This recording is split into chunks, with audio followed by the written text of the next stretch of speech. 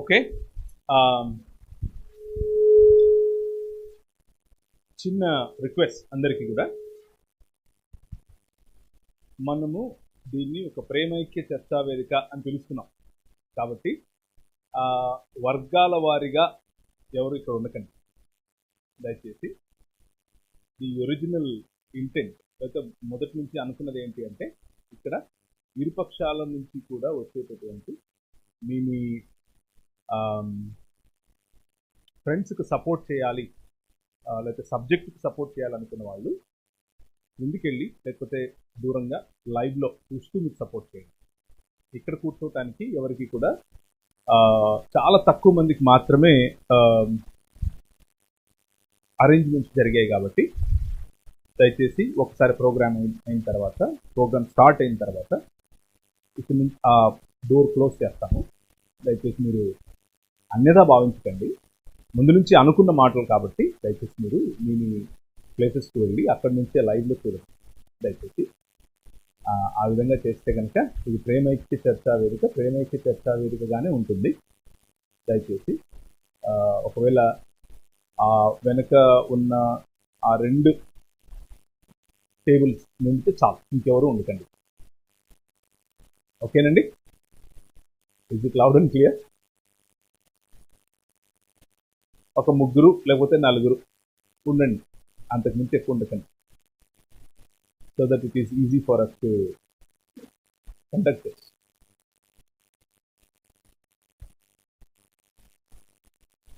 ఓకేనా? రైట్.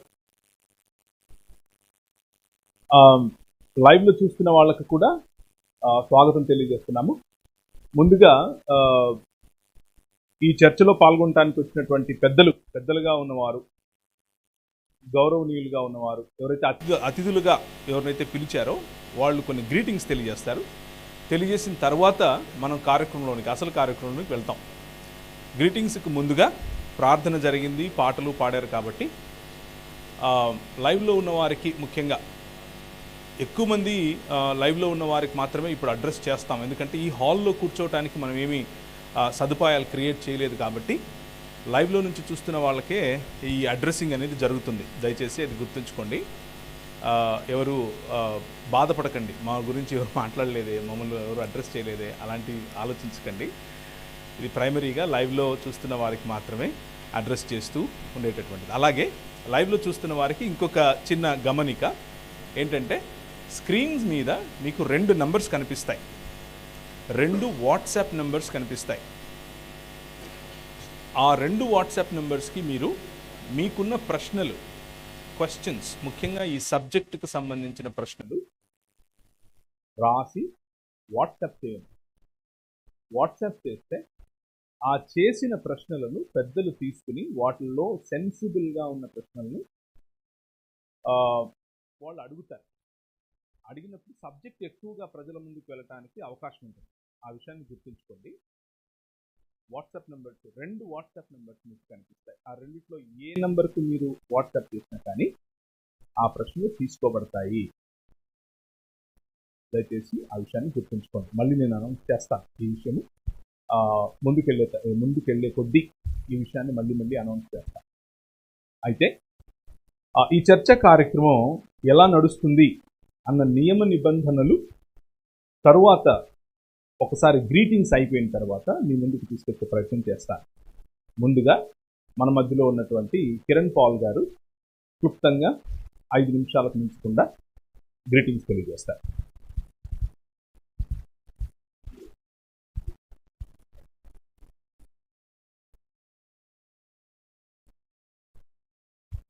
సురేష్ గారు, శ్రీకాంత్ గారు చూడండి కొంచెం. దయచేసి ఇక్కడ చాలా తక్కువ మంది ఉండడానికి ప్రయత్నం చేయండి.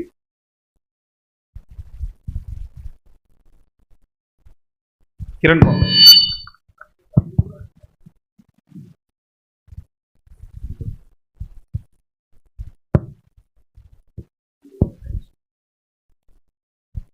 Praise the Lord. దేవునికి మహిమ కలుగును గాక. ఆమేన్.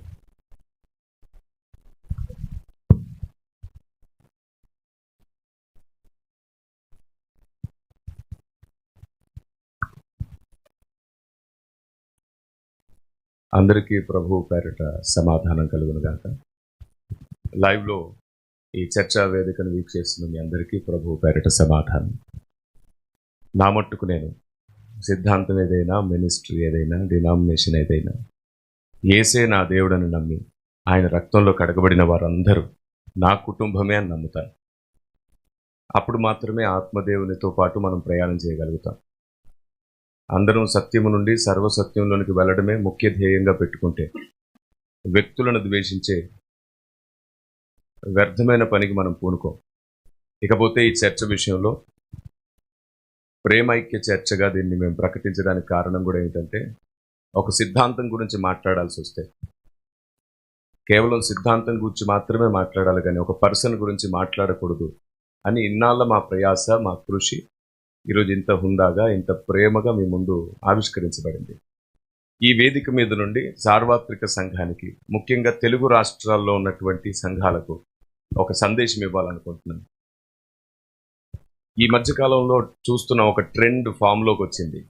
ఏమిటంటే, ప్రతిదానికి ఫేస్బుక్లో స్పందించేయడం, ప్రతిదానికి కౌంటర్స్ ఇచ్చేయడం, ఒకరినొకరు తూలనాడుకోవడం, విమర్శించుకోవడం.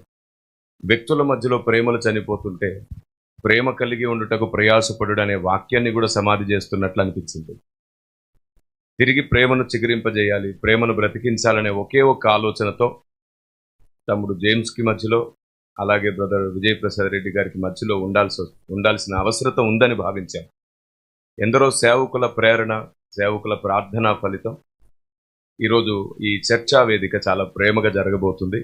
కాబట్టి ఇక మీదట అందరు గమనించండి, ఏ విషయమైనా మాట్లాడాల్సి వస్తే ఎవరైనా పర్సన్ని వ్యతిరేకిస్తూ లేదా పర్సన్ మీద దాడి చేసేటట్లయితే వారి దగ్గర సత్యం ఉన్నట్లు కాదు, అహంకారం మాత్రమే ఉన్నట్లు. కాబట్టి ఈ చర్చా వేదిక మీ అందరికీ డెమోగా మారుతుంది, ఒక మాదిరిగా మారుతుందని మేము భావిస్తున్నాం. 2 నెలల తర్వాత ఈ వివాదానికి తెరదించబోతున్నాం. పెద్దలందరం ఇక్కడ ఉన్నాం. పెద్దల సమక్షంలో ఈ కార్యక్రమం సుఖవంతంగా, క్షేమంగా, సంతోషంగా జరుగుతుందని నేను నమ్ముతున్నాను.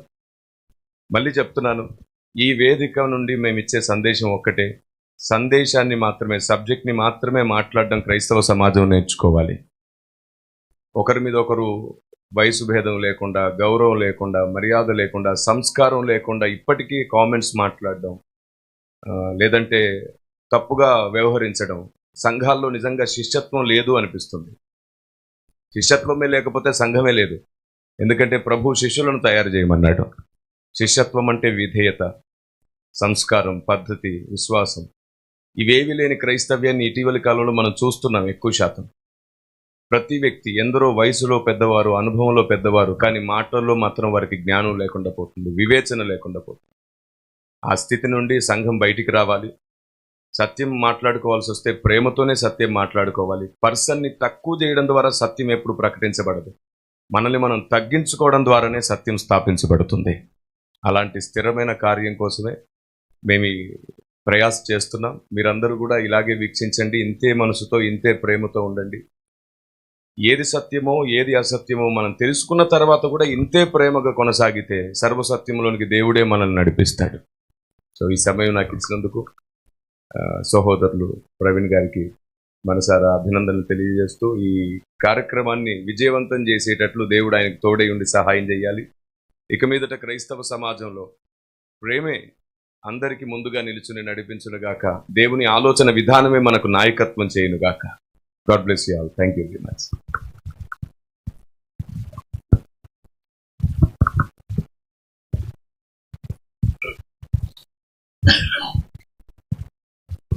దేవుని నామమునకు మహిమ కలుగునుగాక. ఈనాటి ప్రేమైక చర్చా వేదికకు మోడరేటర్గా వ్యవహరిస్తున్న దైవజనులు అన్న ప్రవీణ్ పగడాల గారికి, అలాగే పెద్దలుగా విచ్చేసినటువంటి అన్న కిరణ్ పాల్ గారికి, రాబోతున్న డానిల్ పాల్ గారికి, ఇప్పటికే వేదికను అలంకరించిన పెద్దలు దైవజనులు మోజేష్ బాబు గారికి, అలాగే ఈ చర్చా వేదికలో సత్యాన్ని ప్రకటించడానికి ఇద్దరు సిద్ధంగా ఉన్న తమ్ముళ్ళిద్దరు, విజయప్రసాద్ రెడ్డి గారికి అలాగే జేమ్స్ గారికి, వారి సహకారులకు కూడి వచ్చిన కొద్దిమంది యవ్వన సువార్థికులు సహోదరులందరికీ ప్రభు అయిన యేసుక్రీస్తు వారి పేరిట నా యొక్క శుభాభివందనములు తెలియజేస్తున్నాను.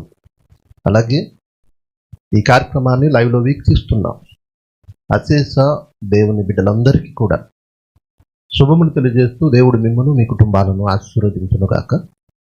ఇక కిరణ్ పాల్ గారు చెప్పినట్టుగా ఈనాటి ఈ చర్చా వేదిక జరగాలని గత 2 నెలలుగా ప్రయత్నిస్తూ ప్రయాసపడిన వారిలో కిరణ్ పాల్ గారు, నేను, ఎందరో పరోక్షంగా వీరి మధ్య ఒక ప్రేమపూర్వకమైన వాతావరణంలో ఈ కార్యక్రమం జరగాలి లేదా వారిద్దరి మధ్య సఖ్యత ఏర్పడాలని కోరుకున్న వందలాది దైవజనుల యొక్క కోరిక మేరకు ఇన్నాళ్లకు దేవుడు ఈ కార్యక్రమాన్ని జరిగించడానికి అవకాశం ఇచ్చాడని నేను నమ్ముతూ, మరి ఈనాటి ఈ కార్యక్రమానికి ప్రేమపూర్వకంగా సఖ్యతతో సత్యాన్ని తెలియజేయడానికి సిద్ధంగా ఉన్న తమ్ముళ్ళని బట్టి నేను ఎంతో సంతోషిస్తున్నాను. దేవుడు మీకు సమయోచితమైన జ్ఞానమును అనుగ్రహించునుగాక. ఇకపోతే నా ప్రియ సహోదరులందరికీ సోదరిమణులందరికీ ఈ కార్యక్రమాన్ని వీక్షిస్తున్న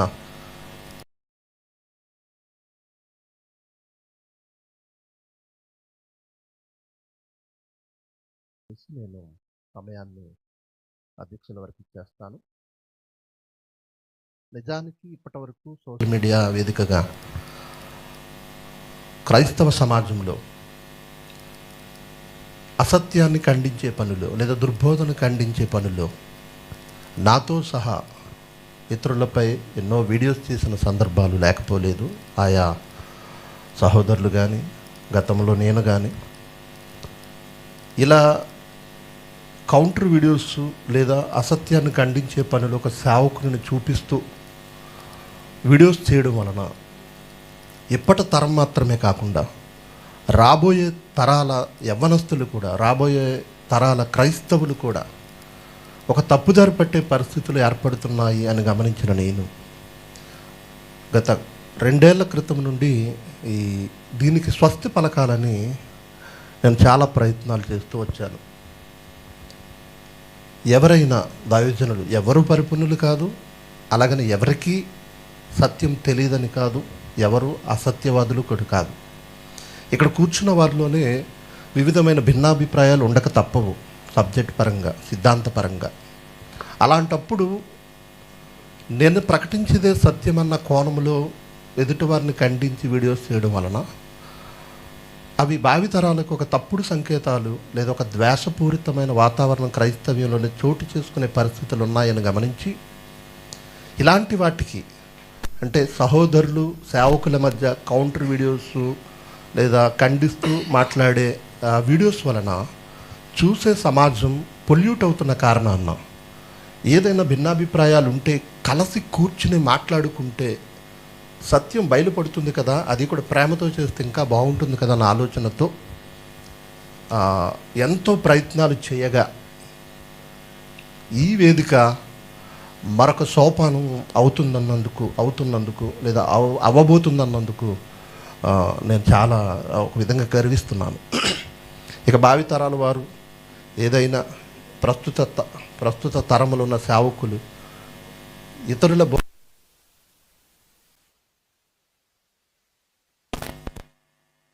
వేదికగా ప్రతి చోట ఏర్పడాలని నేను కోరుకుంటూ, ఇక ఒక పోస్టర్ రిలీజ్ అవ్వగానే లేదా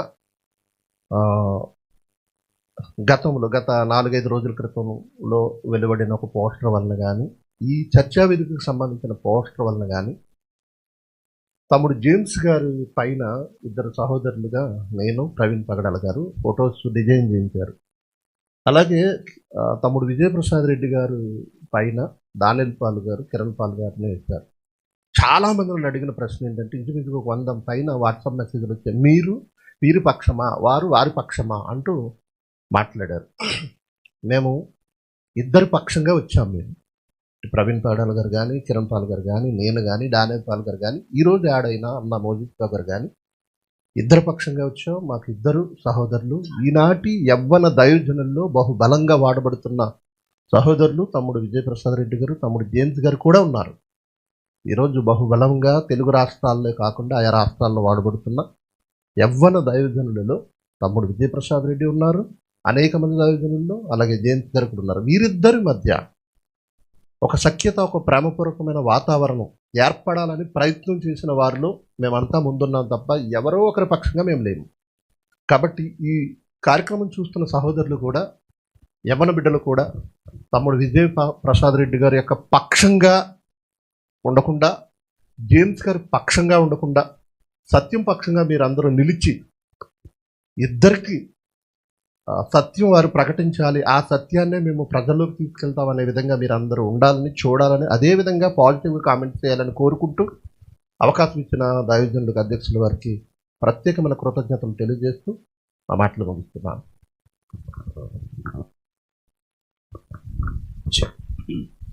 thank you very much Kiran Paul గారు, అలాగే విజయ్ కుమార్ గారు. ఇప్పుడు మనం కార్యక్రమాన్ని ముందుకు తీసుకెళ్తాం. కొన్ని విషయాలు నేను మీ ముందు ఉంచే ప్రయత్నం చేస్తాను. మొదట ఒక 7 minutes ఇరు వక్తలను ఇంటర్వ్యూ రూపంలో సబ్జెక్టును గురించినటువంటి వారి అవగాహన విషయంలో ఇంటర్వ్యూ లాగా చేస్తాం. ఆ తర్వాత 30 నిమిషాలు ఇరుపక్షాల వారు, ఇద్దరు స్నేహితులు కూడా వాళ్ళ అవగాహనను మీకు తెలియజేస్తారు. ఆ తరువాత 15 నిమిషాలు రిబటల్స్, అంటే ప్రత్యర్థి యొక్క అవగాహనను ప్రశ్నిస్తూ, ప్రత్యర్థి యొక్క అవగాహనను వాక్య రూపంలో వారి అవగాహనకు ఉన్నటువంటి పరిధిలో దానికి ఉన్నటువంటి లోపాలను తెలియజేసే ప్రయత్నం చేస్తారు. అలాగే వారికి ఉన్నటువంటి అవగాహనను సమర్థించే ప్రయత్నం కూడా చేస్తారు. ఇది 15 నిమిషాలు. ఆ తరువాత 10 నిమిషాలు ప్రతిస్పందనలు ఉంటాయి. అలా 10 నిమిషాల ప్రతిస్పందనలు ఒక 2 జరిగిన తర్వాత సమయానుకూలంగా ఒకవేళ ఇంకా సబ్జెక్టు ముందుకు వెళ్ళే అవకాశం ఉంది అని నాకు అనిపిస్తే నేను 3వ అవకాశం కూడా ఇస్తాను. 3వ ప్రతిస్పందన 10 నిమిషాలది కూడా ఇచ్చే అవకాశం ఉంది. ఆ తరువాత క్రాస్ ఫైర్, అంటే స్నేహితులిద్దరూ వారి అవగాహనను ఇంకొద్దిగా ప్రజలకు స్పష్టంగా తెలియజేసేందుకు, స్పష్టంగా ప్రజల ముందుకు వెళ్ళటానికి క్వశ్చన్స్ వేసుకుంటూ ఒకరితో ఒకరు మాట్లాడుకుంటారు. ఆ తరువాత ప్రశ్న జవాబుల సమయం ఉంటుంది. ఆ ప్రశ్న జవాబులు చూస్తున్నటువంటి లైవ్లో చూస్తున్నటువంటి వారు, మీకు స్క్రీన్ మీద కనిపించేటటువంటి వాట్సాప్ నెంబర్స్ ఉంటాయి. ఆ వాట్సాప్ నెంబర్స్కి మీరు ప్రశ్నలు పంపించవచ్చు.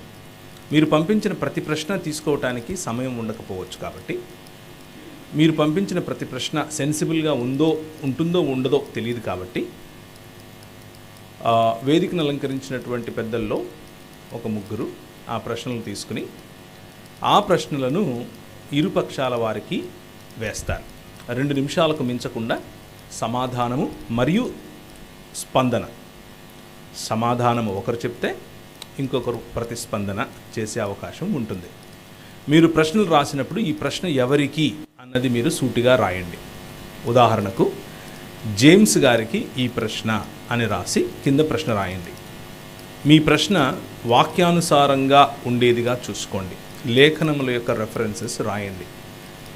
లేఖనం యొక్క రెఫరెన్స్ రాయకపోతే ప్రశ్నకున్నటువంటి బేస్ సరిగ్గా ఉండదు. కాబట్టి లేఖనం యొక్క రెఫరెన్స్ రాయండి తప్పకుండా.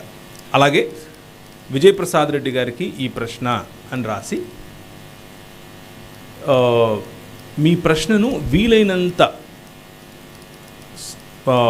షార్ట్గా, అలాగే వీలైనంత స్పష్టంగా రాయడానికి ప్రయత్నం చేయండి.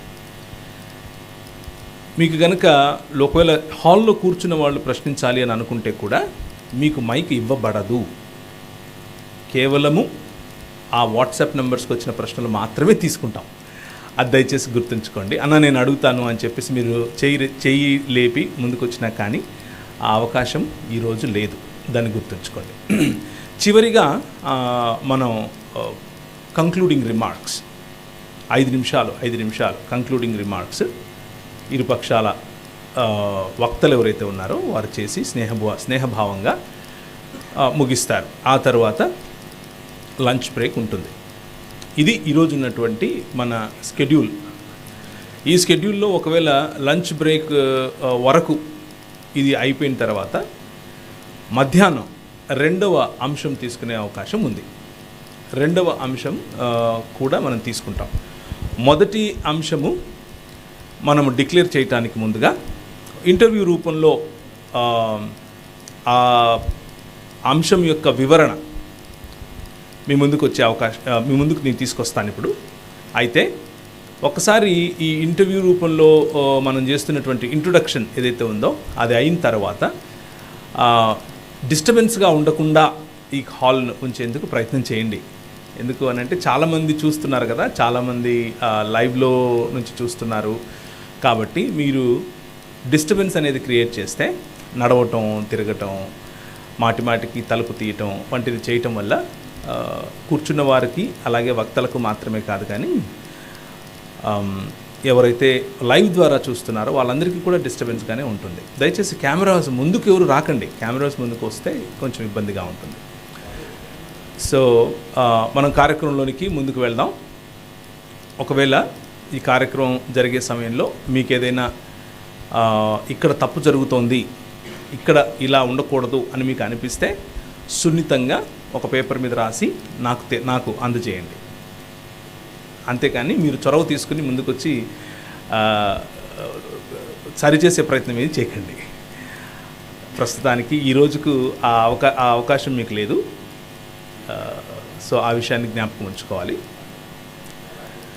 ఒకవేళ లైవ్లో ఏదైనా డిస్టర్బెన్స్ కనిపిస్తూ ఉంటే అది ఇంటర్నెట్ లేకపోవటం, ఇంటర్నెట్ యొక్క స్పీడ్ తగ్గటం అని మాత్రమే గుర్తుంచుకోండి. అంతకుమించి ఇంకేది లేదు. ఇప్పుడున్నటువంటి ఈ లొకేషన్లో లైవ్ ఇవ్వటానికి కావాల్సినంత స్పీడ్ ఒకవేళ దొరకకపోతే ఆ ఇబ్బందులు ఉండే అవకాశం ఉంది. కానీ రికార్డెడ్ ఈ ఫుటేజ్ ఏదైతే ఉందో అది తప్పకుండా కొద్ది రోజుల తర్వాత అయినా సరే మీ ముందుకు వస్తుంది. అలాగే విజయ్ ప్రసాద్ గారు మరియు జేమ్స్ గారు వారిద్దరూ కూడా ఒక మంచి స్నేహపూర్వక చర్చ చేయాలి అని ఆలోచించిన కారణం చేత వారిరువురు కూడా ఈ నోటరైజ్డ్ లేకపోతే ఇద్దరు కలిసి సంతకం పెట్టినటువంటి అది కూడా ఏమన్నా బ్రదర్, వీటిని వారిరువురు కలిసి సంతకాలు చేశారు. దీని యొక్క సారాంశం ఏమిటి అని అంటే, ఈ చర్చ జరిగిపోయిన తర్వాత, ప్రేమపూర్వకంగా జరుగుతున్నటువంటి ఈ చర్చ జరిగిపోయిన తర్వాత సోషల్ మీడియాలో మరియు యూట్యూబ్ ఛానల్స్లో కానీ ఇంకెక్కడా కూడా కౌంటర్ వీడియోలు చేయకూడదు. వ్యక్తిగతంగా పరస్పరం ఒకరికి ఒకరు కౌంటర్ వీడియోస్ చేస్తూ ఈ చర్చను మళ్ళీ కొనసాగించకూడదు అన్న ఒప్పందంలోనికి వచ్చారు. కాబట్టి వీరితో పాటుగా చూస్తున్నటువంటి మీరు కూడా దయచేసి అర్థం చేసుకోవాలి. అలాగే ఇక మీదట మన ఇరువురి వీడియోలు కంటెంట్ వాడుకొని సోషల్ మీడియా మరియు యూట్యూబ్ ఛానల్స్ నందు వీడియోలు క్రియేట్ చేస్తే వాటిపై కాపీ రైట్స్ కానీ ప్రేమపూర్వకంగా చర్యలు తీసుకుని తొలగించే బాధ్యత మన ఇరువురుము తీసుకునే నిర్ణయం చేసుకున్నారు. సో అందుకని ఏ విషయమైనా సరే మన దైవ సేవకులైన కిరణ్ పాల్ గారు, డానియల్ పాల్ గారు, ప్రవీణ్ పగడాల గారు, విజయ్ కుమార్ గారుల ద్వారా చర్చించుకొనుటకు మన ఇరువురము అంగీకారము తెలుపడం అయింది అన్నారు. సో ఇరువురు కూడా సంతకాలు చేశారు. మమ్మల్ని కూడా సంతకం చేయమంటున్నారు. చేసేస్తుంది, ఆ ఇబ్బంది ఏమీ లేదు. ఓకే, సో అంటే బేసిక్గా ఈ పత్రాల యొక్క సారాంశం ఏమిటి అని అంటే, ఈ చర్చ ఇంతటితో ముగిసిపోవాలి. దీన్ని ఈ రూమ్ దాటి ఇంకెక్కడికి తీసుకెళ్ళకూడదు, దీన్ని కొనసాగించకూడదు అనేది దానికి ఉన్నటువంటి ప్రధానమైన సారాంశం. ఇరువురు వక్తలతో పాటుగా లైవ్లో చూస్తున్నటువంటి మీరు కూడా, అలాగే మీరు అభిమానిస్తున్న మీ అన్న, మీ దైవ సేవకుడు, ఆయనకు సపోర్ట్ చేస్తూ మీరు చేయాలి అనుకున్న వీడియోలు ఏవైనా ఉంటే వాటిని ఇంకా ఆపేయండి దయచేసి. దాంతో చాలా స్పష్టంగా మనం ముందుకెళ్ళే అవకాశం ఉంటుంది. ఓకే, వితౌట్ ఫర్దర్ అడ్యూ, ఇంకా సమయాన్ని మనం వృధా చేయకుండా నెక్స్ట్ ప్రోగ్రాంలోకి వెళ్ళిపోదాము. అయితే టైం చూసుకోవటానికి నేను ఒక సౌండ్ వచ్చే విధంగా నా ఫోన్లో టైమర్ పెడతాను. సో దట్ మీరు ముగించటానికి, ఇరువురు వక్తలు కూడా ముగించటానికి అవకాశం ఉంటుంది. 30 నిమిషాలు కదా, 30 నిమిషాలు యాక్చువల్గా మంచి సమయమే, ఈజీగానే సరిపోతుంది మీకు. అయినా కానీ సమయాన్ని మనం మేనేజ్ చేయడం కోసం నేను టైం పెడతాను. ఆ టైం పెట్టినప్పుడు ఆ సమయానికి కొంచెం ఒక రింగర్ లాగా అది వస్తుంది, బజర్ లాగా వస్తుంది. దాని అర్థం ఏమిటి అని అంటే మీ టైం అయిపోయింది అని. మీ టైం అయిపోవటానికి 2 నిమిషాల ముందు లేకపోతే 3 నిమిషాల ముందు నేను చేయి చూపిస్తాను. మిమ్మల్ని ఇబ్బంది పెట్టకుండా నేను చేయి చూపిస్తాను, పర్లేదు. మీరు దాన్ని గమనించండి. గమనించిన తర్వాత ఈజీ అయిపోతుంది. అప్పుడు ఓకే, ఇంకొక 2 మినిట్సే ఉంది అన్న అవగాహన మీకు వస్తుంది. ఆ 2 నిమిషాల్లో మీరు ముగించేందుకు ప్రయత్నం చేయండి. రైట్.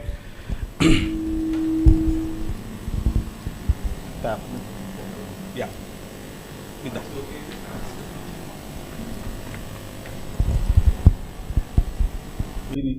మీరంతా రెడీనేనా టెక్నికల్గా? No problem. ఇంకొక నిమిషమా? వాయిసా? అది అక్కడ తెచ్చుకోవడమే. ఓకే, మొదటిగా జేమ్స్ గారు ముందుకొచ్చి ఇక్కడ కూర్చోవాలి ప్లీజ్.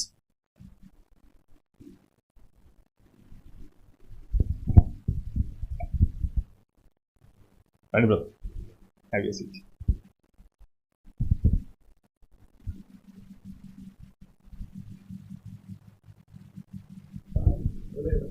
రైట్. సో జేమ్స్ గారు, గుడ్ మార్నింగ్. గుడ్ మార్నింగ్ అన్న. ఏంటి టెన్స్గా ఉన్నారా? అలాంటిది ఏం లేదా? ఏం లేదా? ఫుల్ ప్రిపేర్డా? అవునన్నా. ఓకే, ఏంటి అసలు మొదటి సబ్జెక్ట్ ఏం మాట్లాడాలనుకుంటున్నారు? ప్రధానమైనది బైబిల్ మనకు పరిచయం చేసింది విగ్రహార్పితాల గురించి ఏవైతే ఉన్నావో అవి సంఘానికి, సొసైటీలో విశ్వాసిగా ఫేస్ చేసే విషయాలను గమనించానన్నా. వాటి విషయాలు ఎక్కువగా నేను ప్రెజర్ చేసి మాట్లాడాలనుకుంటున్నాను. అది నా మోటో అన్న. ఓకే, మీ ఉద్దేశంలో విగ్రహం అంటే ఏంటి? అది ఏదైనా దేవుణ్ణి ఎక్కిరించేలా సాతాను డిజైన్ చేసిన ఒక ప్రతిమ. ఒక విధంగా చెప్పాలంటే సాతానికి రిప్రజెంటివ్గా ఈ సొసైటీలో ఉంది.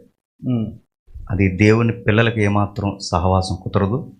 విగ్రహాలకి దూరంగా పారిపోవడానికి బైబిల్ మనం చాలా కమెంట్ చేస్తుంది. ఆ విషయం మీద ఎక్కువ మాట్లాడాలి. మనం ఉన్న సమాజంలో క్రైస్తవేతర ప్రజలు చాలామంది ఉన్నారు. అలాంటి ప్రజలను, వారి నమ్మకాలను దుయ్యబట్టడానికి, లేకపోతే దూషించటానికి, లేకపోతే రిజెక్ట్ చేయటానికి మీరు ఎన్నుకున్నటువంటి ఈ సబ్జెక్ట్ ఏమైనా ఉపయోగపడుతుందంటారా? లేదన్నా, ఇది మన ఇంటి సమస్య. ఇది మన దేవుడు మనకిచ్చిన పరిధి. వాళ్ళని ఎగ్దేవ చేయడానికి కానీ, వాళ్ళని ఇబ్బంది పెట్టడానికి కానీ ఈ చర్చ కాదు. ఈ విషయంలో అన్నను వంక పెట్టుకుని వాళ్ళని ఏదో ఇబ్బంది పెట్టడానికి కాదన్నా. మన దేవుడు మనకిచ్చిన ఆజ్ఞని మనం దాటిపోతున్నామేమో ఒకసారి చెక్ చేసుకుందాం అని నా ఉద్దేశం. ఏంటి మీరు ప్రధానంగా ఎన్నుకున్నటువంటి ఆ లేఖన భాగం ఏమిటి? ఈ విగ్రహార్పితాలు ఏవైతే ఉన్నావో అవి రక్షణ సిద్ధాంతానికి ముడిపడి ఉన్నాయన్న. అది సాదా సీదాగా తీసుకున్నంత ఈజీ విషయం కాదు.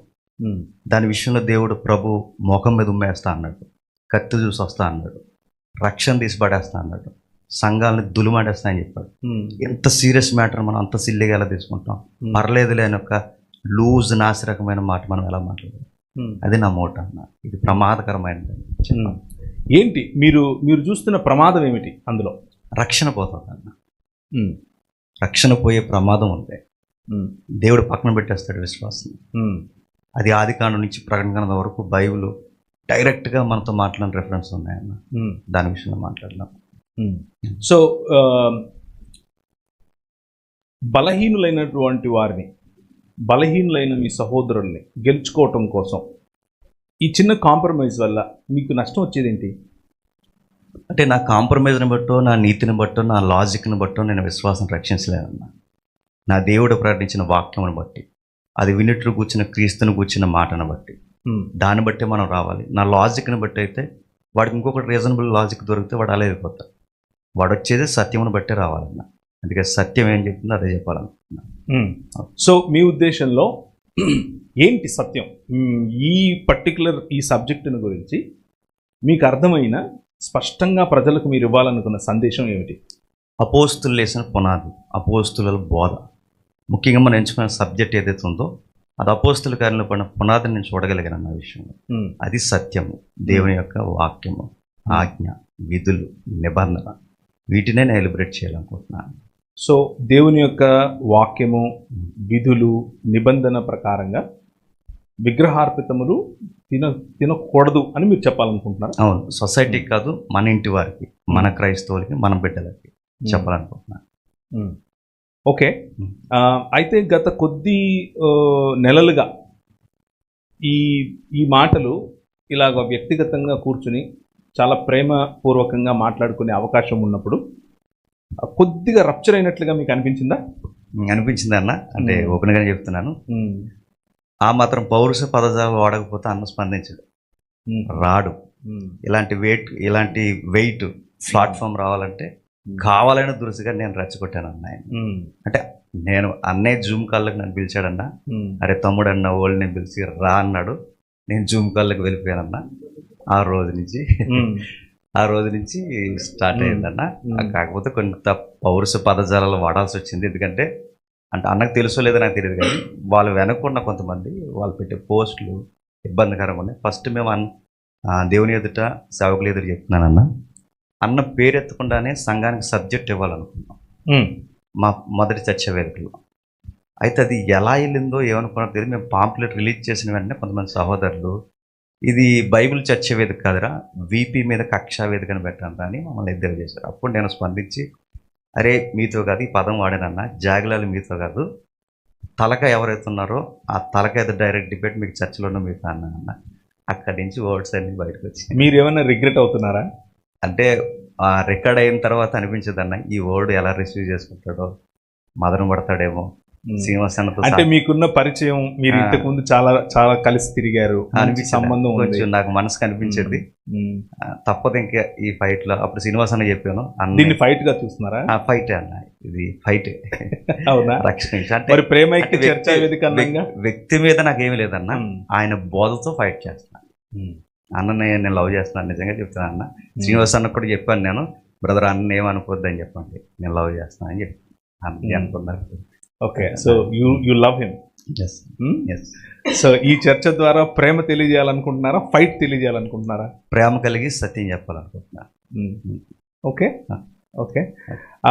అలాగే ఇప్పుడు మీ అన్నగారితో మాట్లాడుదురు కానీ, డైరెక్ట్గానే ఐ లవ్ యూ అని చెప్దురు కానీ, చూస్తున్నటువంటి ప్రజలకి, చూస్తున్నటువంటి తెలుగు ప్రేక్షకులకి, ముఖ్యంగా తెలుగు క్రైస్తవ సమాజానికి మీరు ఈ రాబోయేటటువంటి ఈ రోజంతటిలో కూడా ఏదైనా ఒక్క మాట తీసుకెళ్ళండి, ఇది మీరు తీసుకెళ్లాల్సింది ఈ చర్చ నుంచి అంటే ఏం చెప్తారు? మన బైబిల్ ఏదైతే పరిధులకు ఇస్తుందో ఆ పరిధులు దాటిపోవద్దు, ఇది రక్షణ విషయం అని ఇది తెలుసుకుని ఇక్కడి నుంచి అన్నైనా ఎవరైనా వెళ్ళాలని నేను కోరుకుంటున్నాను. సో ప్రేక్షకులకు సరే, మీ డైరెక్ట్గా మీరు విజయప్రసాద్ రెడ్డి గారికి ఏం చెప్పాలనుకుంటున్నారు? నాతో పాటు నిత్యత్వంలో ఉండాలని కోరుకుంటున్నాను. ఏ విషయంలో దేవుడికి నేను దూరం అవ్వకూడదు, ఈ సిద్ధాంత విషయంలో ఆయన పొరపాటు పడకూడదు, అందరం కలిసి దేవుని సన్నిధిలో ఉండాలని నేను కోరుకుంటున్నాను. Thank you very much brother. Thank you. All the best. రండి విజయప్రసాద్ గారు.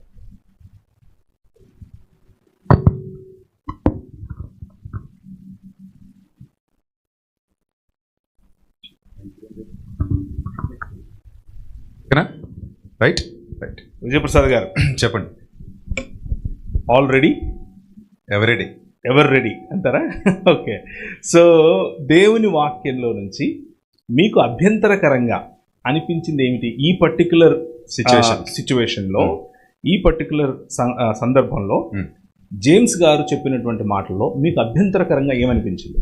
యాక్చువల్లీ సబ్జెక్టే తప్పు అనిపించింది నాకు. ఏదంటే విగ్రహం వట్టిది అనేది బైబిల్ బోధించినటువంటి సత్యం. దాన్ని బాగా హైలైట్ చేసి చూపించి దాని వెనక బ్యాక్గ్రౌండ్లో దెయ్యాల మ్యూజిక్లు, రాంగోపులర్ మ్యూజిక్లు పెట్టి జనాలను భయపెట్టి, అంటే ఎందుకు అంత భయాన్ని క్రియేట్ చేయాలి దాని మీద? వేస్ట్ కదా. ఇప్పుడు మొసపటోమియా కాలం నుంచి ఇప్పటి వరకు చాలా విగ్రహాలు ఉన్నాయి, అవి వట్టివి వట్టివి వట్టివి అని ప్రవక్తలు చెప్పుకుంటూ వచ్చారు. ఇర్మియా గారు అయితే మొత్తానికి అసలు భయపడే వద్దన్నారు. కానీ తమ్ముడు ఏం చేశాడంటే బ్యాక్గ్రౌండ్ మ్యూజిక్లు పెట్టి మరీ భయపెట్టాడు. అది నాకు బాధేసింది. సో రెండోది ఏంటంటే ఒక బలహీనుణ్ణి ఇంకా భయపెట్టి ఇంకా బలహీనపరిచి ఆ బలవంతుడిగా చేయలేకపోతున్నామేమో అనిపించింది.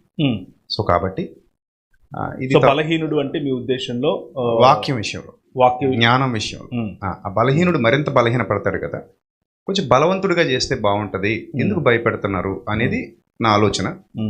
సో వట్టిదైన విగ్రహాన్ని అంత పెద్ద భూతత్వంలో ఎందుకు చూపించారు? ఇంతకు ఏంటి విగ్రహం అంటే మీ ఉద్దేశంలో? ఒక పదార్థం అంతే. ఈ సృష్టిలో నా తండ్రి చేసిన ఒక పదార్థంలో భాగం అది. దాన్ని మానవుడు సాతాను వలన ప్రేరేపించబడిన వాడై, విగ్రహంలో దెయ్యం లేదు, ఆ ఎవడైతే ప్రేరేపించబడ్డాడో వాడు అజ్ఞానంలో ఉన్నాడు. ఈ అజ్ఞానాన్ని సరిదిద్దుకోవాలి కదా, అది మనం సరిదిద్దాలి కదా. క్రిస్టియన్ అనేవాడు, ఇందాక తమ్ముడు అంటూ మా ఇంటికి చెప్పుకుందాం అనుకుంటున్నాను అంటున్నాడు, అది చాలా తప్పు. క్రిస్టియన్ అనేవాడు ప్రపంచానికి వెలుగునిచ్చే దీపం. మన ఇంటికి చెప్పుకుంటే ఇంక మనం ఎందుకు బతకటం, వేస్ట్ కదా. సో ఈ చర్చను మీరు ప్రపంచానికి చెప్పేదిగా చూస్తున్నారు. నేను అసలు ఒప్పుకున్నదే అందుకు. అంటే తమ్ముడు ఏమన్నాడంటే, ఇంత రచ్చ చేయకపోతే అన్న రాడు అన్నాడు. ఈ రచ్చ ఏమి రాకముందే అన్న వచ్చేసాడు. ఈ రచ్చ ఏమి లేకముందే అన్న ఎప్పుడు తమ్ముడికి దగ్గరగా ఉన్నాడు, అన్న వచ్చేసాడు. అయితే తమ్ముడికి అర్థం కాల. ఒక పాయింట్ ఏంటంటే, అన్న వచ్చేసి ప్రవీణ్ అన్న ఒప్పేసుకొని, కిరణ్ పాల్ గారిని ఒప్పేసుకుని రెడీ అనేసాడు అన్న. కాకపోతే కొన్ని మధ్యలో ఎవరున్నారో మరి ఏంటో నాకు తెలియదు. తమ్ముడైతే ఎప్పుడు అలా లేడు. ఈ 10 ఏళ్ల పరిచయంలో తనలో ఎప్పుడు చూడని కొత్త కోణం చూశాను తప్ప తను అలాంటి కాదని నా నమ్మకం. ఎలాంటి వాడు కాదని, మంచోడని, అంటే సాత్వికుడని అనుకున్నాను. ఓకే, అంటే ఇలా మాట్లాడు ఈ టైప్ ఆఫ్, అంటే ఇప్పుడు నేను తనలో చూడాల ఒక కొత్త కోణం చూసా. ఫైట్ అన్నాడు కాబట్టి సాత్వికుడు కాదంటున్నారా? నో సాత్వికుడే తను. సాత్వికుడే. నాతో ఉన్నప్పుడు చాలా ప్రేమగా ఉండేవాడు. 10 years నుంచి మంచిగా జర్నీ జరిగింది. ఇప్పుడు బీఓఏలో ఉన్నప్పటి నుంచి కూడా మంచిగానే మా జర్నీ చక్కగా కొనసాగింది. సో డిస్టర్బెన్సెస్ వచ్చాయి. సో అయితే ఈ మధ్యకాలంలో ఉన్న ఆ ప్రసంగాలు ఏవైతే ఉన్నాయో అవి కొంచెం తను అన్నట్టే నేను బాధపడలేదు, జాలిపడ్డా. యా, కిరణ్ గారితో కూడా అన్నాను. సో మీరు జాలి పడేంతగా ఆయన చెప్తున్నటువంటి సబ్జెక్ట్లో ఏం తప్పు ఉంది?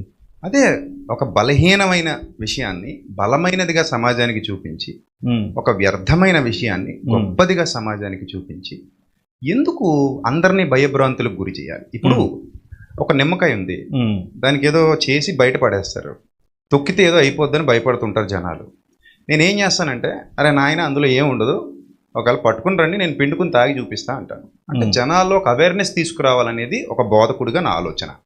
ఇప్పుడు నా సాటి బోధకుడు వచ్చి అబ్బోబ్బో నిమ్మకాయ ముట్టుకోకండి చచ్చిపోతారు, అందులో శక్తి దొరుకుతుంది, అందులో పవర్ ఉంటుంది, మీకు తెలియదు, అది దాని వెనక కనబడిన ఒక శక్తి ఉందంటే అప్పుడు ఎందుకు ఇంత భయపెట్టడం?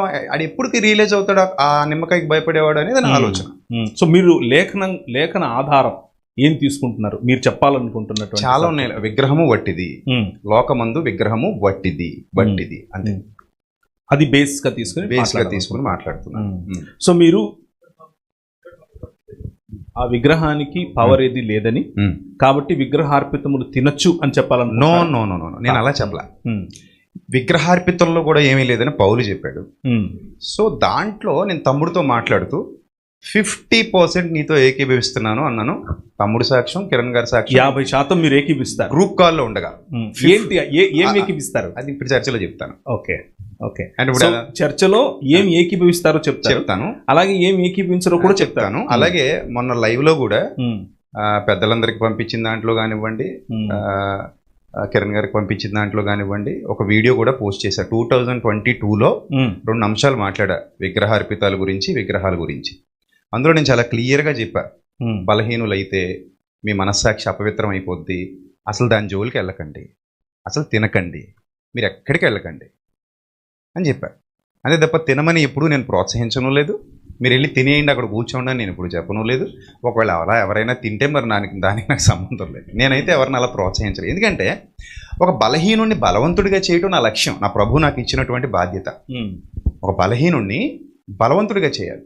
నా విశ్వాస ప్రమాణం పరిణతి ఏ స్థాయిలో ఉందో అతన్ని కూడా ఆ స్థాయికి తీసుకురావాలి. యేసుప్రభు వారు శిష్యులతో మాట్లాడుతూ మీకు ఇంకా చెప్పవలసిన అనేక సంగతులు ఉన్నాయి, ఇప్పుడు నేను చెప్పినా మీరు వాటిని జీర్ణించుకోలేరు అన్నారు. జీర్ణించుకోలేనోడికి చెప్పకూడదు, జీర్ణించుకోలేనట్టే చూడాలి. ఇప్పుడు మా పిల్లలు ఉన్నారు, పుట్టిన పిల్లలు, అరే నాన్న 65 తిను, చికెన్ 65 అంటే చచ్చిపోతారు వాళ్ళు. పెట్టం మనం ఏం పెడతాం వాళ్ళకి? పాలు చిన్నగా ముద్దలు కలిపి మెత్తగా పెడతాం. సో అలాంటి వాళ్ళు ఉంటారు, వాళ్ళకు ఒకలాగా పెద్దోళ్ళకి ఒకలాగా. సో ఇప్పుడు నాకు తమ్ముడు బోధ ఏమనిపించిందంటే, ఇంత భయపెడుతున్నాడు ఏంటి దిక్కుమాల ప్రతిమల గురించి, అంత అవసరం ఏముంది, అందులో ఏమి లేదు, వట్టి పదార్థం, నేను కూడా చేయగలను, ఇప్పుడు 5 నిమిషాల్లో చేసి పడేస్తాను చేయమంటే. చేసేస్తే అందులోకి శక్తులు ఎలాగ వస్తాయి? రావు కదా. సో అనేది నా కాన్సెప్ట్. దానికోసం నేను బాధపడ్డాను, గత సంవత్సరం క్రిందటే బాధపడ్డాను, కానీ తమ్ముళ్ళలాగా నేను ఫైర్ అవ్వలేదు అంతే. అంటే ఫస్ట్ తమ్ముడు మాట్లాడిన సందర్భం జరిగింది సంవత్సరం క్రిందట ఎప్పుడో మాట్లాడినా నేనేం అనలేదు అసలు. ఎందుకంటే నేను నా సబ్జెక్ట్ చెప్పుకుంటే ఏదో రోజు తను తెలుసుకుంటాడు కదా, నాకు దగ్గరగానే ఉంటాడు కదా, ఏదో రోజు తెలుసుకుంటాడనే ఆలోచనతో నేను పట్టించుకోలేదు అంతే. క్లియర్. అంటే ఇక పాతవి ఏమీ ఎత్తడం నాకు కూడా ఇష్టం లేదు, అయిపోయింది, ప్రేమ అనుకున్నాం కాబట్టి ఓన్లీ సబ్జెక్ట్ మీదే వెళ్దామని నా ఆలోచన. ఇంక ఇవన్నీ మమ్మల్ని ఇంకా లాగి అడగండి మీరు. మీ తమ్ముడికి ఏం చెప్పాలనుకుంటున్నారు ఈ చర్చ ద్వారా? తమ్ముడిగా బలవంతుడు కావాలి నా తమ్ముడు నాలాగా అని కోరుకుంటున్నాను అంతే. మీ తమ్ముడు నా తమ్ముళ్ళందరినీ బలపరచాలి. ఇంక ఇక్కడున్న నా తమ్ముళ్ళు ఎవరైతే ఉన్నారో వీళ్ళందరినీ బలపరచాలి, గొప్ప స్థితిలో ఉంచాలి. విగ్రహాన్ని చూసి భయపడకూడదు. అది యేసుప్రభు విగ్రహం అయినా మరియమ్మ విగ్రహం అయినా చాయ్ అందులో ఏముంది వట్టిది అని అనుకోవాలి. వాటి వెనక ఎవడైతే ఈ ఆకాశ మండలం ఉన్నటువంటి దురాత్మల సమూహానికి అధిపతి ఉన్నాడో వాడు ప్రజల్ని ఏ విధంగా మాయ చేస్తున్నాడు వాటి వెనకుండి అంటే మళ్ళీ తమ్ముడు చెప్పినట్టుగా వాటి వెనక ఆవాసం ఉంటాడు, కాపురం ఉంటాడు, దాన్ని నేను అసలు ఒప్పుకోను. అందులో కూడా వ్యతిరేకించాను తమ్ముడిని. సో నేను చెప్పేది ఏంటంటే, ఆ చేసినోడు ఈ హృదయాన్ని ఆక్రమిస్తాడు. వాడు సాతాను ఉండేది మానవ హృదయంలోనే అంతే తప్ప బొమ్మల్లో కాదు. ఉంటే గింటే హృదయంలో ఉంటాడు తప్ప వాడు బొమ్మల్లో ఉండడు. యేసుప్రభువు విగ్రహాల్లో దెయ్యాలు వెళ్ళగొట్టలేదు, మనుషుల్లో దెయ్యాలు వెళ్ళగొట్టాడు. విగ్రహంలో దెయ్యం వెళ్ళగొట్టినట్టు చూపించు నాకు అని అడిగాడు. అంతేనండి. ఈ చర్చను ఫైట్ గా చూస్తారా? అదే ఫైట్ ఏం కదండి, తనకి నాకు ఫైట్ ఫైట్ ఏం కాదు అస్సలు. ఫైట్ అని నేను అనే అనుకోవట్లేదు. తమ్ముడు మంచిగా మారాలి, మా ఇద్దరి మధ్య ఒక సఖ్యత ఉండాలి. సో ఈ వేదికకి నేను ఎందుకు వచ్చానో కూడా చెప్తున్నాను చూడండి. చెప్పండి. ఈ వేదికను అడ్డెట్టుకొని చాలా మందికి సువార్త చెప్పేయాలన్న ఒక్క కసితో వచ్చాను తప్ప ఇక్కడికి నాకు తమ్ముడి మీద అసలు ఫైట్ లేదు. అలాగే ఎలా సువార్త చెప్తాను మీరు విందురు కానీ విగ్రహముల గురించి వాటిని అంటే ఇంకో పాయింట్ కూడా నాకు బాధపడ్డాను. ఏమంటే విగ్రహాల్లో దయ్యాలు ఉంటాయి, వాటి వెనక దయ్యాల ఆవాసం ఉంటాయి, నివాసం ఉంటాయి అనే కాకుండా తమ్ముడు ఇంకా చాలా పాయింట్లు మాట్లాడాడు. కొన్ని వీడియోలు కూడా ఉన్నాయి, నేను చూపిస్తాను ఒకవేళ కాదంటే కనుక. సో అంటే ఆ పాయింట్ల ద్వారా మా ఇంటికి చెప్పుకుంటున్నాను అనుకుంటూ కొత్త ఆత్మలు సత్యంలోనికి రాకుండా వాళ్ళందరినీ బాధ పెట్టాడు అనిపించింది నాకు. వాళ్ళందరినీ అంటే బయట ఉన్నటువంటి సమాజం, ఇప్పుడు మనందరం ఒకప్పుడు వేరే విశ్వాసాల్లో నుంచే ఇక్కడికి వచ్చాం. నేను కూడా వేరే విశ్వాసాల నుంచి వచ్చాను. సో నా బ్యాక్గ్రౌండ్ కూడా అలాంటిదే. ఇప్పటికీ నా బ్యాక్గ్రౌండ్, నా చుట్టూ అలాంటి వారే ఉన్నారు. వాళ్ళందరినీ బాధ పెడితే కొత్త వారు ఎలా సత్యాన్ని తెలుసుకుంటారు? అంటే ఇలా చెప్పటం వల్ల, ఈ విధమైన భావజాలాన్ని ప్రదర్శించటం వల్ల చాలామంది ప్రభువుకు దూరం అయిపోయే అవకాశం ఉంది. మనల్ని అరే క్రిస్టియన్స్ అంటే ఇంతేరా దరిద్రులు, ఇలాగే చేస్తారు వీళ్ళు, మనల్ని బాధ పెడతానే బతుకుతారు వీళ్ళు, మనల్ని బాధ పెట్టకపోతే ఇలా ప్రసంగాలు లేవు అని అనిపించేటువంటి స్థితి వస్తుందేమో అని భయపడ్డాను నేను. అంతే తప్ప తన మీద నాకు ప్రభు సాక్షిగా, దైవజనులందరి సాక్షిగా, సంఘంలో ఉన్నటువంటి బిడ్డలందరి సాక్షిగా, లైవ్ ద్వారా వీక్షిస్తున్నటువంటి వారందరి సాక్షిగా నేను చెప్తున్నాను, ఒకవేళ అతని మీద నాకు ఏమాత్రం కక్ష ద్వేషం ఏమున్నా నా తండ్రి నన్ను నిత్య జీవానికి దూరం చేయనుగాక.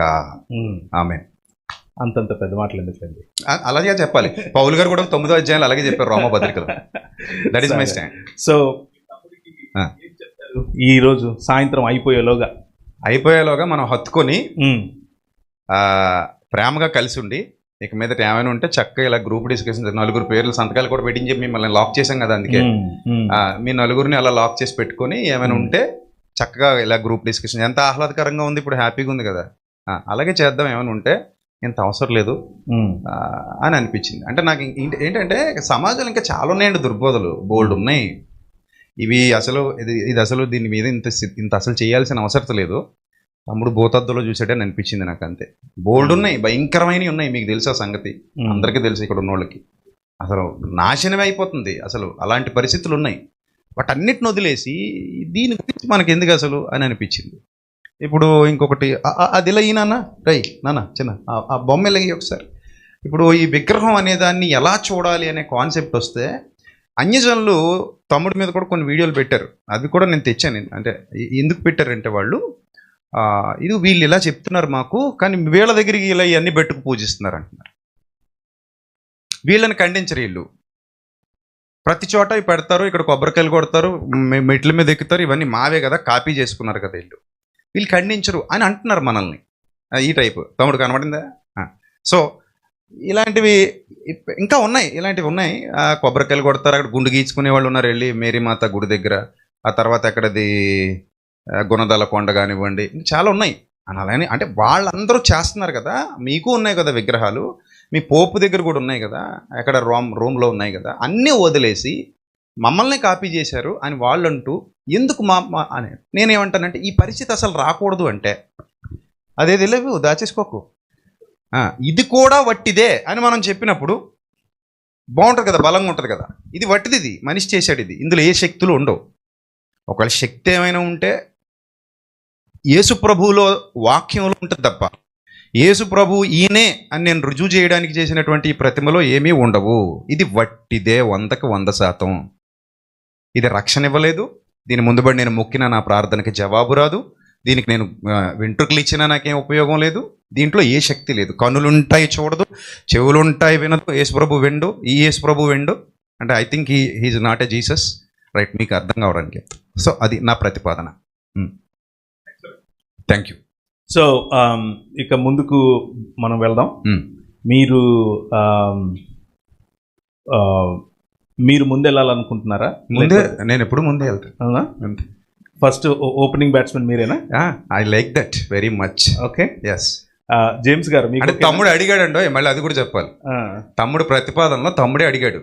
విజయ్ కుమార్ గారు కూడా మాట్లాడారు మొన్న, 2 గంటలు మాట్లాడుకున్నాం, గొంతు కూడా పోయింది. అప్పుడు తమ్ముడు ఏమని అడిగాడంటే, ప్రసాద్ రెడ్డి గారు మొదటి 40 నిమిషాలు మాట్లాడాలని రాసి పెట్టాడు. Okay, I'm ready, I'm always ready అని చెప్పారు. ఓకే, విజయ్ కుమార్ గారితో చిన్న మాట కూడా అన్నా. ఏమన్నానంటే, అంటే ఫస్ట్ నేను మాట్లాడేస్తే నాకు కౌంటర్లు బాగా రాసుకుందామనా. Sure, all the best. Thank you, thank you, love you all, thank you, love you all, thank you.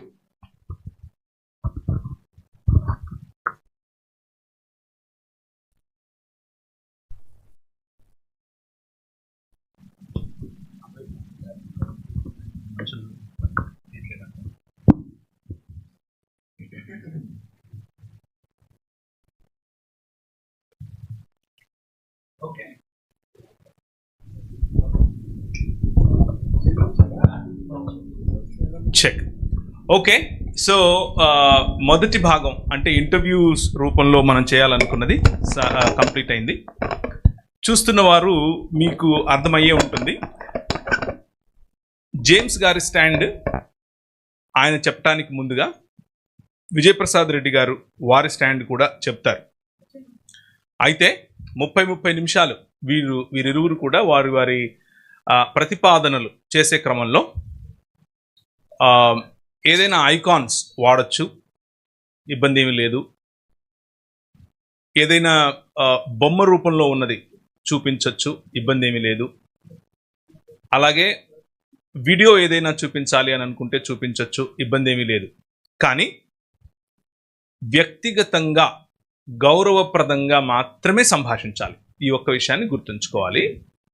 వ్యక్తిగతంగా ఎవరి పేరైనా తీసేటప్పుడు గౌరవప్రదంగా మాత్రమే మాట్లాడాలి.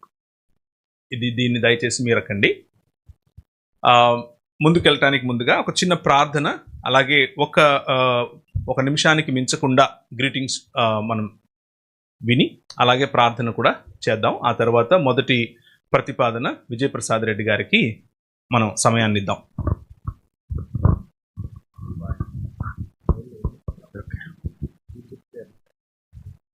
ఘనమైనటువంటి దేవదేవునికి మొదటిగా నా హృదయపూర్వకమైన స్తుతులు స్తోత్రాలు తెలియపరుచుకుంటూ, ఈ చక్కటి ప్రేమైక్య చర్చా వేదికను బట్టి వేదికపై మరి ఆసీనులైనటువంటి పెద్దలు, ఈనాటి కార్యక్రమానికి విచ్చేసిన ప్రవీణ్ పగడాల గారికి, అలాగే కిరణ్ పాల్ గారికి, ప్రియ తమ్ముడు విజయ్ కుమార్ గారికి నా ప్రత్యేకమైన వందనాలు నేను తెలియజేస్తున్నాను. అలాగే ఈ చక్కటి చర్చా వేదికకు ఇరు వక్తలుగా భక్తులుగా విచ్చేసిన తమ్ముడు విజయప్రసాద్ రెడ్డి గారికి, తమ్ముడు జేమ్స్ గారికి కూడా నా ప్రత్యేకమైన వందనాలు. ఇది చాలా దినాల నుంచి మేము ఎదురు చూస్తున్నటువంటి సంగతి. ఇద్దరు నోట కూడా శ్రేష్టమైన మాటలే విన్నాం. ఇద్దరిలో పౌరుషం కనిపిస్తుంది, ఇద్దరిలో రోషం కనిపిస్తుంది. వీరిద్దరు కూడా చక్కగా వాడబడుతున్న విధానం బట్టి మేము ఎంతగానో అతిశయిస్తున్న వారిలో నేను కూడా ప్రప్రదంగా ఉన్నానని చెప్పడంలో ఏమాత్రం సందేహం లేదు. అయితే ఒక్క మాట, నేను బహుశా ఇక్కడ కూర్చున్న వారందరిలో కాస్త వయసులో పెద్దోడు నేనే కాబట్టి అలా కనబడట్లేదు అని ఒక మాట నేను తెలియపరచాలి. ఈరోజు మనం ఇక్కడ కూర్చున్నటువంటి మనందరి జీవితాల్లో విలువనిచ్చింది బైబిల్. సో బైబిల్ దగ్గర ఎవరు గొప్పోళ్ళం కాదు, పెద్దోళ్ళం కాదు, ఎవరు చిన్నోళ్ళం కాదు. జీవితం ఉన్నంత వరకు కూడా మనం నేర్చుకునే వాళ్ళమే. అంచేత నేను అనుకుంటున్నాను, ఈ ప్రేమ చర్చా వేదికలో ఇది ఒకరినొకరు నేర్చుకుని, ఒకరినొకరు తగ్గించుకొని, ఒకరొకరు సమాజానికి మంచి మాటలు తెలియజేసే ఒక గొప్ప వేదికగా నేను భావిస్తున్నాను. కనుక అట్టి ప్రేమ భావంతోనే నేర్చుకుంటూ, ఒకవేళ తెలియందాన్ని తెలుసుకుంటూ, ఎంతటి వక్తలమైనా ఎంతటి భక్తులమైనా కొన్ని విషయాలు మనకు తెలియనివి ఉన్నాయి. ఎందుకంటే మన పూర్వీకులు ముళ్ళబాటలో నడిచి మనందరికీ పూలబాట వేశారు. ఈరోజు ఈ ఆధిక్యత ఘనత మన పెద్దలు, మన పూర్వీకులు వేసింది కనుక వాటిని మన అనుభవంలోకి తీసుకుంటూ చక్కని మాటలు తెలియపరచాలని ఇరువురిని కూడా నేను అభినందిస్తున్నాను. ఇరువురంటే కూడా ఇష్టం. తమ్ముడు విజయ్ కుమార్ గారు తెలియజేసినట్లుగా నా మీద కూడా అప్పుడే వీడియోలు కూడా స్టార్ట్ అయిపోయినాయి. మీరు జేమ్స్ గారి పార్టీయా, విజయప్రసాద్ రెడ్డి పార్టీయా అని. విజయప్రసాద్ రెడ్డి గారు కూడా నాకు తమ్ముడే. ఆయన 1-2 మార్లు పిలిచారు. జేమ్స్ గారు ఈ సబ్జెక్టులో పిలిచారు కనుక రావడం జరిగింది. అయినా మీ ఇద్దరిని కూడా అభినందిస్తున్నాను. మీ ఇద్దరు చక్కగా సమాజానికి మంచి మాటలు అందించి ప్రేమపూర్వకమైనటువంటి చర్చా వేదికలో ప్రేమపూర్వకంగానే ముందు కొనసాగాలని దానికి ఈ సభాపతిని అభినందిస్తూ నా మాటలు ముగిస్తున్నా. మీ కోడి ప్రార్థన. ఘనమైన తండ్రి, మీ ప్రశస్త గణనామానికి స్తుతులు స్తోత్రాలు తెలియపరుస్తున్నాను. నీవు ప్రేమించిన నీ పిల్లలు వేదికపై ఉన్నారు. నీ మాటలు ఈ సమాజానికి అందించటానికి, మేము ఎలాగూ జీవించాలో, ఎలాగూ నడవాలో నేర్చుకోవడానికి చక్కటి బాటగా ఈ వేదిక ఏర్పడుతూ ఉండగా, ఈ సమాజంలో అనేకులు నేర్చుకోవడానికి, బలపడడానికి, ఎవరిని మేము తృణీకరించకుండా, ఎవరికి మేము భయపడకుండా ఆత్మీయ జీవిత ప్రయాణములో కొనసాగించినట్లుగా ఆత్మీయ ఆనందం అనుభవించడానికి మీ కృపను మా పట్ల ఉంచమని ప్రార్థిస్తున్నాను. వేదికపైనటువంటి ఇరు వక్తల కొరకు ప్రార్థిస్తున్నాను. నీ మహోన్నతమైన జ్ఞానమును వారి ఇరువురికి ఇచ్చి, ఒకరు ఎక్కడ తగ్గాలో అక్కడ తగ్గించుకున్నట్లుగా, ఎక్కడ వారు నేర్చుకోవాలో నేర్చుకునేటట్లుగా, ఎక్కడ బలపడాలో అక్కడ బలపడేటట్లుగా నీ వాక్శక్తిని ఇరువురికి అందించమని వింటున్న శ్రోతలను, నడిపిస్తున్న నాయకులను ప్రతి ఒక్కరిని మీ చేతిలో తీసుకుని వస్తూ యేసుక్రీస్తు వారి ఘననామమును అడుగుచున్నాను తండ్రి, ఆమేన్.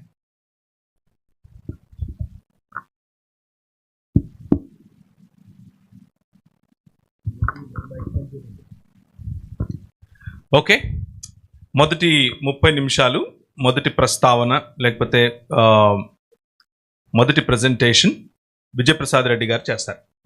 మీరు రెడీ అన్నప్పుడు నేను టైం స్టార్ట్ చేస్తాను. ఓకేనా? ఓకేనా? నా వాయిస్ క్లియర్ కదా? రైట్ రైట్ సరే, రెడీ సార్. చాలా సంతోషం. వేదిక మీద ఉన్నటువంటి పెద్దలకు, దైవజనులకు, ముఖ్యంగా మా సోదరులు కిరణ్ పాల్ గారికి, ప్రవీణ్ గారికి, విజయ్ అన్నకి, మోజెస్ గారికి, అటు సైడ్ ఉన్నటువంటి నా తమ్ముడికి, జేమ్స్ మరలా చుట్టుపక్కల ఉన్న చుట్టూ ఉన్నటువంటి పిల్లలందరికీ కూడా నా హృదయపూర్వక నిండు వందనములు ప్రభు పేరిట తెలియజేస్తున్నాను. అలాగే ఈ లైవ్ ద్వారా ఎంతమంది అయితే వీక్షిస్తున్నారో మీ అందరికి కూడా నా హృదయపూర్వక నిండు వందనాలు ప్రభు పేరిట తెలియజేస్తున్నాను. మరలా చెప్తున్నాను, ఇక్కడ ఎలాంటి శత్రుత్వం లేదు.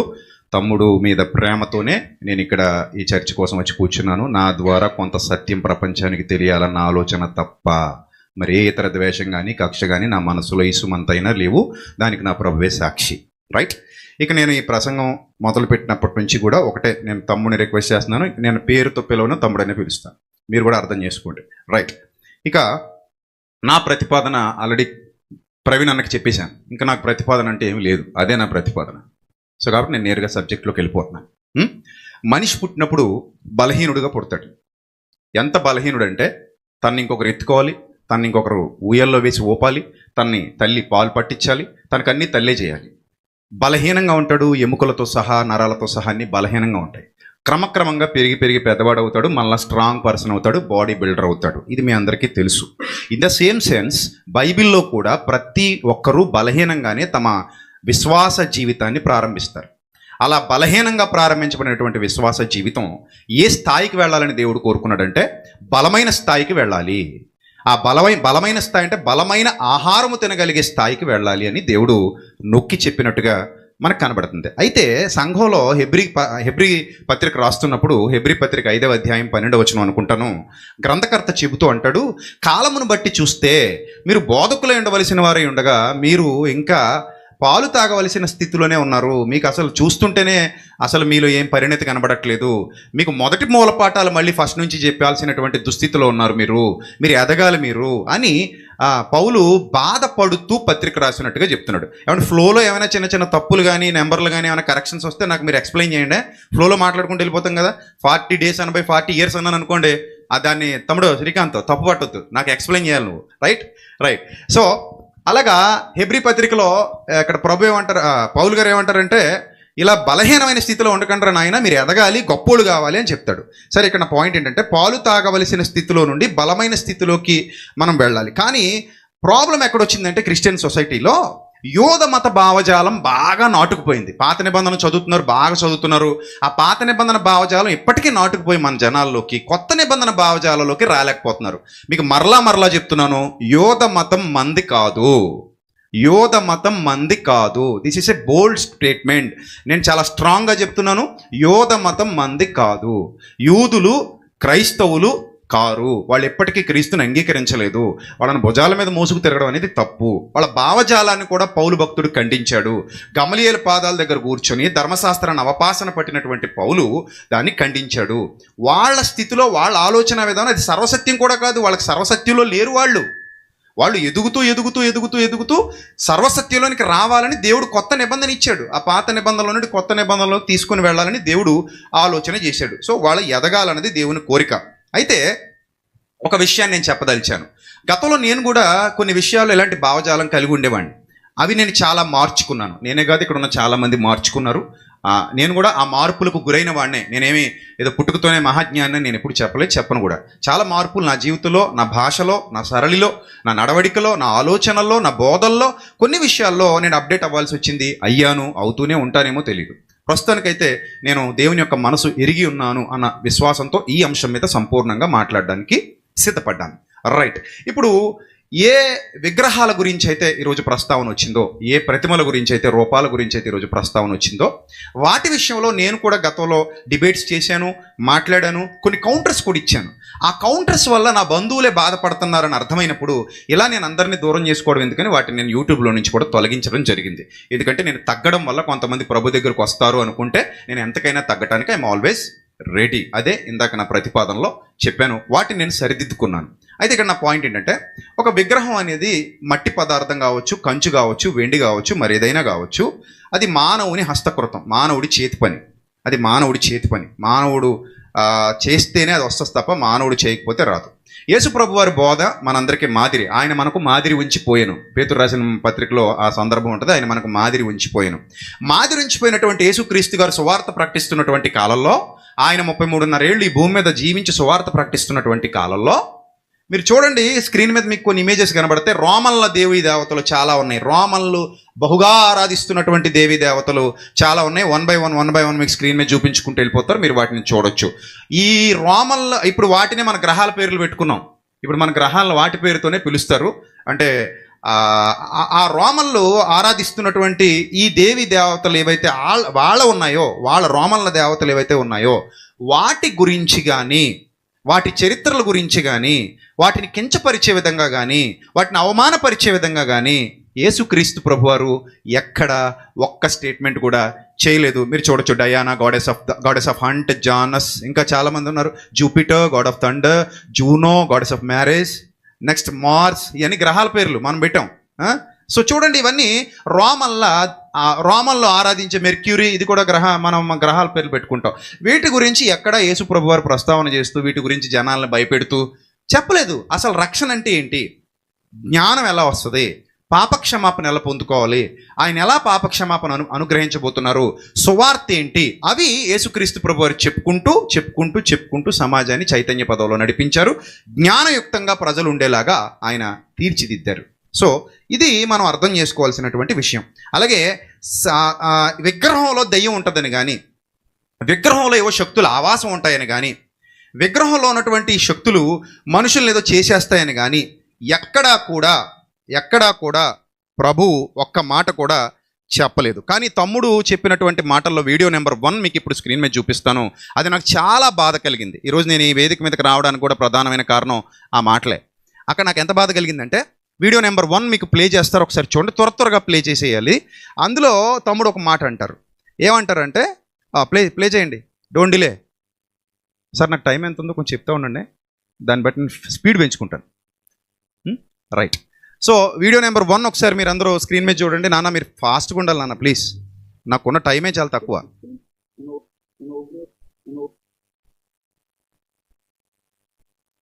అందులో ఏమంటారంటే తమ్ముడు, తర్వాత మీరు వీడియో ప్లే అయ్యాక చూద్దరు కానీ ప్లే చేసి. కొన్ని దిక్కులకి వెళ్తే పని అవుతున్నది అంటే అవుతుంది, ఓపెన్ చెప్పకూడదు. ఆపే, చాలు ఆపే. కొన్ని దిక్కులకి వెళ్తే పని అవుతుంది ఏంటంటే అవుతుంది, నేను ఓపెన్గా చెప్పకూడదు. అంటే కొన్ని చోట్లకి వెళ్తే, ఆ విగ్రహాల దగ్గరికి వెళ్తే, లేదా కొన్ని క్షేత్రాలకు వెళ్తే పనులు జరుగుతాయి అంటే దాని అర్థం ఏంటి, సాతాన్ చేస్తాడు. దానికి తమ్ముడు ఒక రెఫరెన్స్ కూడా వాడుకున్నాడు. యేసుప్రభు వారు ఈ లోక రాజ్య మహిమలన్నిటిని యేసుప్రభు వారికి ఆ సాతాను చూపించి, నువ్వు నాకు మొక్కితివా ఇది అంతయు నీ దగునని ఆ ప్రభు చెప్పారు కదా అని ఆ తమ్ముడు వాడుకున్నాడు. అయితే ఇక్కడ మీరు గమనించండి, అసలు సాతాను గురించి బైబిల్ మనకి ఏం చెప్తుంది అనేది బేసిక్ నాలెడ్జ్ అంటారు దాన్ని, ఫండమెంటల్ నాలెడ్జ్. ఆ ఫండమెంటల్ నాలెడ్జ్ ఏంటంటే, సాతాను యొక్క లక్షణమే అబద్ధం ఆడే లక్షణం. వాడు ఎవరికి ఏమి ఇవ్వడు, ఎవరికి ఏమి ఇచ్చినట్టుగా బైబిల్ గ్రంథంలో ఒక్క ఆధారం కూడా లేదు. మనం అక్కడికి వెళ్తే పని అవుతుందని చెప్పటమే చాలా పెద్ద బ్లండర్ మిస్టేక్. అది అలా అసలు సంఘానికి చెప్పకూడదు, సంఘాన్ని అలాగా అజ్ఞానం వైపుకి నడిపించకూడదు. ఎందుకంటే అక్కడికి వెళ్తే ఏమీ జరగదు, వాళ్ళకి ఏమీ జరగదు. ఎందుకంటే మత్తయి సువార్తలో మీరు క్లియర్గా చదవచ్చు, ఆయన మంచివారి మీద చెడ్డవారి మీద తన సూర్యుడిని ఉదయింపజేస్తున్నాడు, నీతిమంతుల మీద అనీతిమంతుల మీద తన వర్షాన్ని కురిపింపజేస్తున్నాడు. ఇప్పుడు ఒకవేళ అన్యజనులకు ఆ విషయం చెప్దామా అంటే, అన్యజనులకు కూడా ఆ విషయం చెప్పడానికి లేదు. అపోస్తుల కార్యాలు 14వ అధ్యాయం, ఐ థింక్ 26వ వచనం అనుకుంటాను, నాకు కొంచెం తొందరగా సపోర్ట్ చేయండి. అపోస్తుల కార్యాలు 14వ అధ్యాయము, ఆయన ఋతువులు దయచేస్తూ అక్కడ అన్యులతో మాట్లాడుతున్నాడు. నేను చదువుతున్నాను 17వ వచనం. ఆయన ఆకాశం నుండి మీకు వర్షం, ఫలవంతములైన ఋతువులు దయచేస్తూ ఆహారం అనుగ్రహిస్తూ ఉల్లాసంతో మీ హృదయాలు నింపుతున్నాడు అని ద్యోపతిని పూజిస్తున్న వాళ్ళకి, హెర్మేను పూజిస్తున్న వాళ్ళకి, ఆ పూజారికి, అక్కడ ఉన్న వాళ్ళందరికీ చెప్తున్నాడు, సాతాను వల్ల మీకేమీ రావు, సాతాను మీకు ఋతువులు ఇవ్వడు, సాతాను మీకు మేలు చెయ్యడు, మేలు చేసేది ప్రభువు మాత్రమే, ఒక్కడైన తండ్రి మాత్రమే, ఒక్కడైన దేవుడు మాత్రమే. వాడి దగ్గరికి వెళ్తే ఏ మేలులు జరగవుగాక జరగవు. వాడు పేరే అబద్ధికుడు, దొంగవాడు. వాడెందుకు మేలు చేస్తాడు మనకి? ఆదాము హవ్వల దగ్గరికి వెళ్ళి ఏమన్నాడు, ఇది మీరు దేవతల వల్లే ఉంటారు అన్నాడు. ఏమైంది? ఉన్నదంతా ఊడిపోయింది. అంటే వాడి నేచరే అబద్ధమాడే నేచరు. అలాంటి అబద్ధమాడే నేచర్ దగ్గరికి వెళ్తే కొన్ని జరుగుతాయంటే ఎలాగా? ఇప్పుడు దానికి వాడుకున్న రెఫరెన్స్ ఏంటి? యేసుక్రీస్తు ప్రభు వారికి భూలోక రాజ్యములన్నింటినీ చూపించి వాటి మహిమను చూపించు, నువ్వు నాకు మొక్కితివా ఇది అంతయు నీదగును. మనం నమ్మేస్తామా దాన్ని? ఇప్పుడు బిన్ లాడెన్ వస్తాడండి, బతుకున్నాడు అనుకోండి, కాసేపు ఇండియాకి వస్తాడు, నన్ను ప్రధానమంత్రిని చేయండి, మీ దేశాన్ని అభివృద్ధి పదవులు నడిపిస్తానంటాడు. మనం గుడ్డిగా నమ్మేశాడు, కాళ్ళకు మొక్కుతామా? యేసుప్రభు జ్ఞానవంతుడు కాబట్టి వదిలేశాడు. మనం ఇంకెంత జ్ఞానవంతులుగా ఉండాలి? యేసుప్రభు ద్వారా నేర్చుకున్నాం కదా, మనం సర్వసత్యంలోకి వచ్చాం కదా. సో కాబట్టి సాతాను వల్ల ఎలాంటి మేలులు ప్రపంచానికి జరగవు. వాడొక అబద్ధికుడు, వాడొక మోసగాడు, వాడు దేవుణ్ణి అడ్డు పెట్టుకుని ప్రజలను మోసం చేస్తాడు తప్ప వాడి వల్ల ఏం జరగవు. అన్నీ ఇచ్చేది దేవుడే, సమస్తం చేసేది దేవుడే, ప్రకృతిని నడిపించేది దేవుడే. ఒక మాట మిమ్మల్ని అడుగుతానండి, నాకు కోట్ల రూపాయలు ఆస్తి ఉందండి, నా కోట్ల రూపాయల ఆస్తిలో కొంత తీసేసుకుని నా కొడుకు ఇచ్చేసి, నా పర్మిషన్ లేకుండా నా కొడుకు ఇచ్చేసి, అరే నాన్న నీకు నేను మేలు చేశాను కదా, మీ నాన్న నమ్మకరా, నన్నే నమ్మరా అని అంటే దానికి నేను ఒప్పుకుంటానేంటి? నా కోట్ల రూపాయల ఆస్తిలో కొంత తీసుకుని నా కొడుకు ఇవ్వడానికి ఆ సాతానుగాడు ఎవడో తీసుకుంటే ఒప్పుకుంటానా? ఒప్పుకోను. ఇన్ ద సేమ్ సెన్స్ ఈ ప్రకృతిలో ఏం చేయాలన్నా దేవుని అనుమతి లేకుండా వాడు చేయలేడు. చివరికి యోబును శోధించాలనుకున్నప్పుడు కూడా దేవుని అనుమతితోనే వాడు శోధించగలిగాడు, ఏమైనా చేయగలిగాడు తప్ప దేవుని అనుమతి లేకుండా వాడు ఏమీ చేయలేడు, ఏమీ ఇవ్వలేడు. మరలా చెప్తున్నాను, సాతాను నేచరే అబద్ధికుడు. సాతాను నేచరే అబద్ధికుడు. ఆ అబద్ధికుడిని మనం నమ్మకూడదు. వాడు విగ్రహాల్లో ఉండడు, మానవ హృదయాల్లో ఉండి మిమ్మల్ని భ్రమకు గురి చేస్తాడు. హెర్మే అని ఒక బొమ్మ చేసి, ద్యుపతి అని ఒక బొమ్మ చేసి, రోమన్ల దేవుళ్ళని ఒక బొమ్మలు చేసి, గ్రీకు దేవుళ్ళని కొన్ని బొమ్మలు చేసి అక్కడ మనుషుల్ని నాశనం చేసే విధంగా ప్రేరేపించి వాడు మాత్రం వాళ్ళ హృదయాల్లో కొలువై పూజలు అందుకున్నాడు. వాడు వాళ్ళ హృదయాలను ఆక్రమిస్తాడు. అందుకే యేసుక్రీస్తు ప్రభువారు దయ్యాల్ని వెళ్ళగొట్టాలనుకున్నప్పుడు హృదయంలోంచి వెళ్ళగొట్టాలనుకున్నారు తప్ప విగ్రహాల్లోంచి వెళ్ళగొట్టాలని అనుకోలేదు. ఇది నా ప్రతిపాదన. కాబట్టి ఈ వాదన ఎలాగుందంటే, కొన్ని మేలులు చేస్తాడు వాడు కూడా, కొన్ని మేలులు చేస్తాడు, వెళ్తే పనులు జరుగుతాయని చెప్పడం సాతానికి తమ్ముడే సపోర్ట్ చేసినట్టుంది. ఎలా ఉందంటే ఇది, అంటే సాతానికి సపోర్ట్గా నిలబడి పర్లేదు సాతాను కూడా మేలులు చేస్తాడంటే దేవుడితో సాతాన్ని సమానంగా చేసినట్టు, వాడికి కూడా ఏదో ఈ లోకాధికారి అన్నంత మాత్రాన, లోకాధికారి అంటే అర్థం ఈ లోకంలో ఉన్నటువంటి ప్రకృతి మీద భూమియు దాని పరిపూర్ణతయు సాతానుమని కాదు. అక్కడ ఈ లోకాధికారి అంటే లోకము అనగా అక్కడ మనుషులు. ఈ మనుషుల్లో చాలా మందిని వాడు వశం చేసుకున్నాడు కాబట్టి, పాపంలో వాడిని ముంచేశాడు కాబట్టి, అపరాధముల చేత పాపముల చేత చచ్చిన వారిగా ప్రజలు ఉన్నారు కాబట్టి లోకాధికారి అన్న పదప్రయోగం చేయబడింది తప్ప ఈ ఆకాశానికి వాడు ప్రభు అని కానీ, భూమికి వాడు ప్రభు అని కానీ, నక్షత్రాలకు వాడు ప్రభు అని కానీ, లేకపోతే ఈ భూమి మీద ఉన్నటువంటి పంటలకి, ఈ మేలులు చేసే వాటికి, ఋతువులు రప్పించడానికి వాడు ప్రభు అని కాదు. అన్యజనుల దగ్గరే పౌలు భక్తుడు అలా చెప్పలేనప్పుడు సంఘంలో తమ్ముడు అలా చెప్పడం నన్ను చాలా బాధకు గురి చేసింది. రైట్. సో సాతాను ఎవరికి ఏ మేలులు ఎప్పటికీ చేయలేడు, ఇది క్లియర్. ఏమండి, ఇక వాటిని ఆరాధించడం వల్ల వచ్చే జ్ఞానం వ్యర్థము అంటాడు బైబిల్ గ్రంథంలో. వాటి పూజ వలన వచ్చే ఆ జ్ఞానం వ్యర్థము అంటాడు. దినవృత్తాంతాలు 1వ గ్రంథం 16వ అధ్యాయం 26వ వచనంలో విగ్రహం వట్టిది అని ఉంది. అది రోమన్లదైనా గ్రీకులదైనా ఎవరిదైనా సరే అది వట్టిదే, అది మనిషి చేతి పని. కీర్తనల గ్రంథం 96వ కీర్తన 5వ వచనం, స్క్రీన్ మీద రెఫరెన్స్లు కనబడితే చూసేసుకోండి. తొందరగా వేస్తున్నారా లేదా? రెఫరెన్స్లు వేస్తున్నారా? దినవృత్తాంతాలు 1వ గ్రంథం 16:26 చెప్పాను. కీర్తనలు 96:5 అవి వట్టివి. కొరింథీయులకు రాసిన 1వ పత్రిక 8వ అధ్యాయం 4వ వచనం వట్టివి. వాటిలోకి ఏ శక్తులు రావు, వాటిలోకి ఏ శక్తులు ఉండవు. సో కాబట్టి వాటిని చెప్పడం తప్పు. ఇక వీడియో నెంబర్ 2 చూద్దాం. వాటిలో ఆవాసం చేస్తూ ప్లాన్లు చేస్తూ ఉంటాడు అపవాది అని చెప్పాడు తమ్ముడు. వీడియో నెంబర్ 2 మీరు రెడీగా ఉండండి. వాటిలో ఆవాసం చేస్తూ ప్లాన్లు చేస్తూ ఉంటాడు అన్నాడు. ఏదో ఒక ఆకారం పెట్టి, మరి ఏం ఫోటో పెడతావో, యేసుక్రీస్తు వారు పెడతావో, ఏదో ఒకటి పెట్టి దానికి పూజలు అందిస్తూ దేవుడు దేవుడు దేవుడు దేవుడు అని మొక్కితే అందులోకి దైవత్వం రాదు. చెప్పండి, ఏమని చెప్పలేదు, అర్థమవుతుంది. దైవత్వం రాదు, మరి దురాత్మ వచ్చుకోవచ్చు. ఇప్పుడు ఈ బొమ్మలను ఆరాధిస్తున్న వాళ్ళు ఉన్నారు, యేసు ప్రభు అని మన వాళ్ళు అందరూ నమ్ముతున్నారు.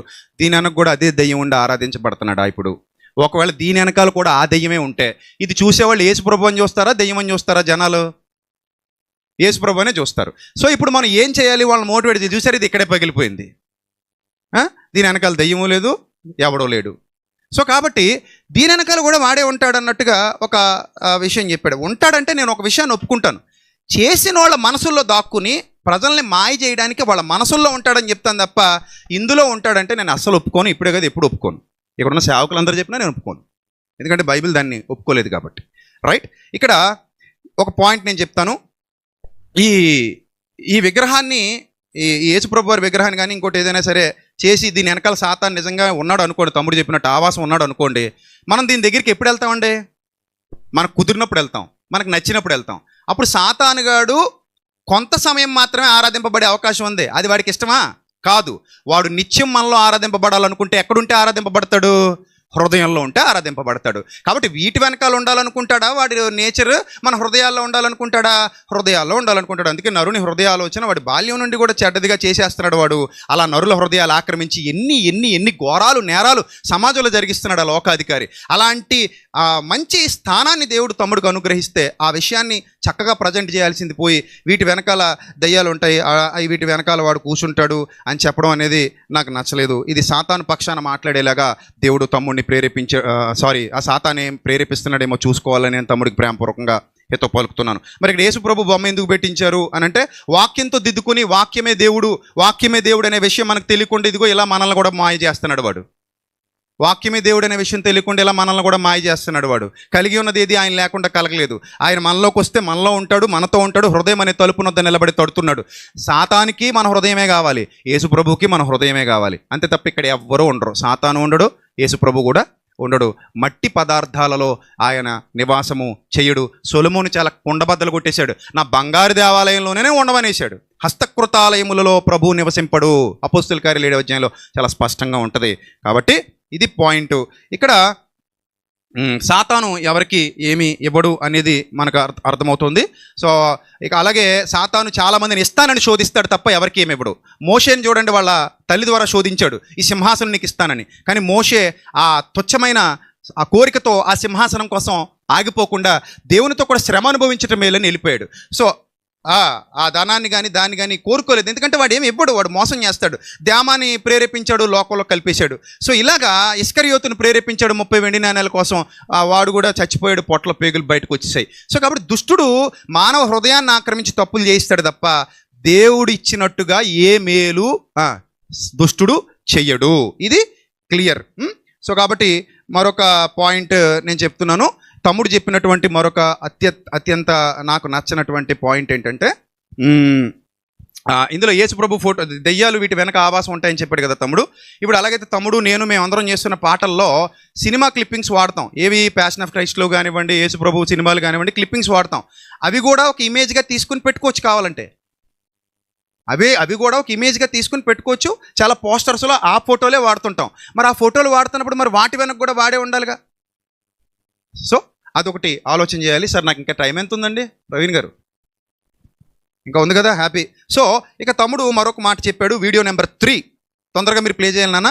ఇందులో ఏమన్నాడంటే తమ్ముడు తన వాదన బలపరుచుకోవడానికి చాలా గట్టిగా మాట్లాడుతూ ఏమంటాడంటే, దయ్యాలు పందుల్లోకి వచ్చాయి, దయ్యాలు జీవం గల మనుషుల్లోకి వచ్చాయి.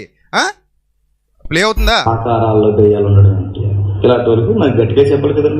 నిర్మించుకున్న ఆకారాల్లోనికి దయ్యాలు వెళ్ళడం ఏంటని అడుగుతాను, మాట్లాడతాను. బైబిల్ రికార్డ్స్ మనం చదువుతున్నప్పుడు మనుషుల్లోకి దయ్యాలు వచ్చాయని చదివాం లేదా? చదివి. పందుల్లోకి దయ్యాలు వచ్చాయని చదివాం లేదా? ఇప్పుడు నా ప్రశ్న, మనుషుల్లోకి దయ్యాలు వచ్చాయి, పందుల్లోకి దయ్యాలు వచ్చాయి.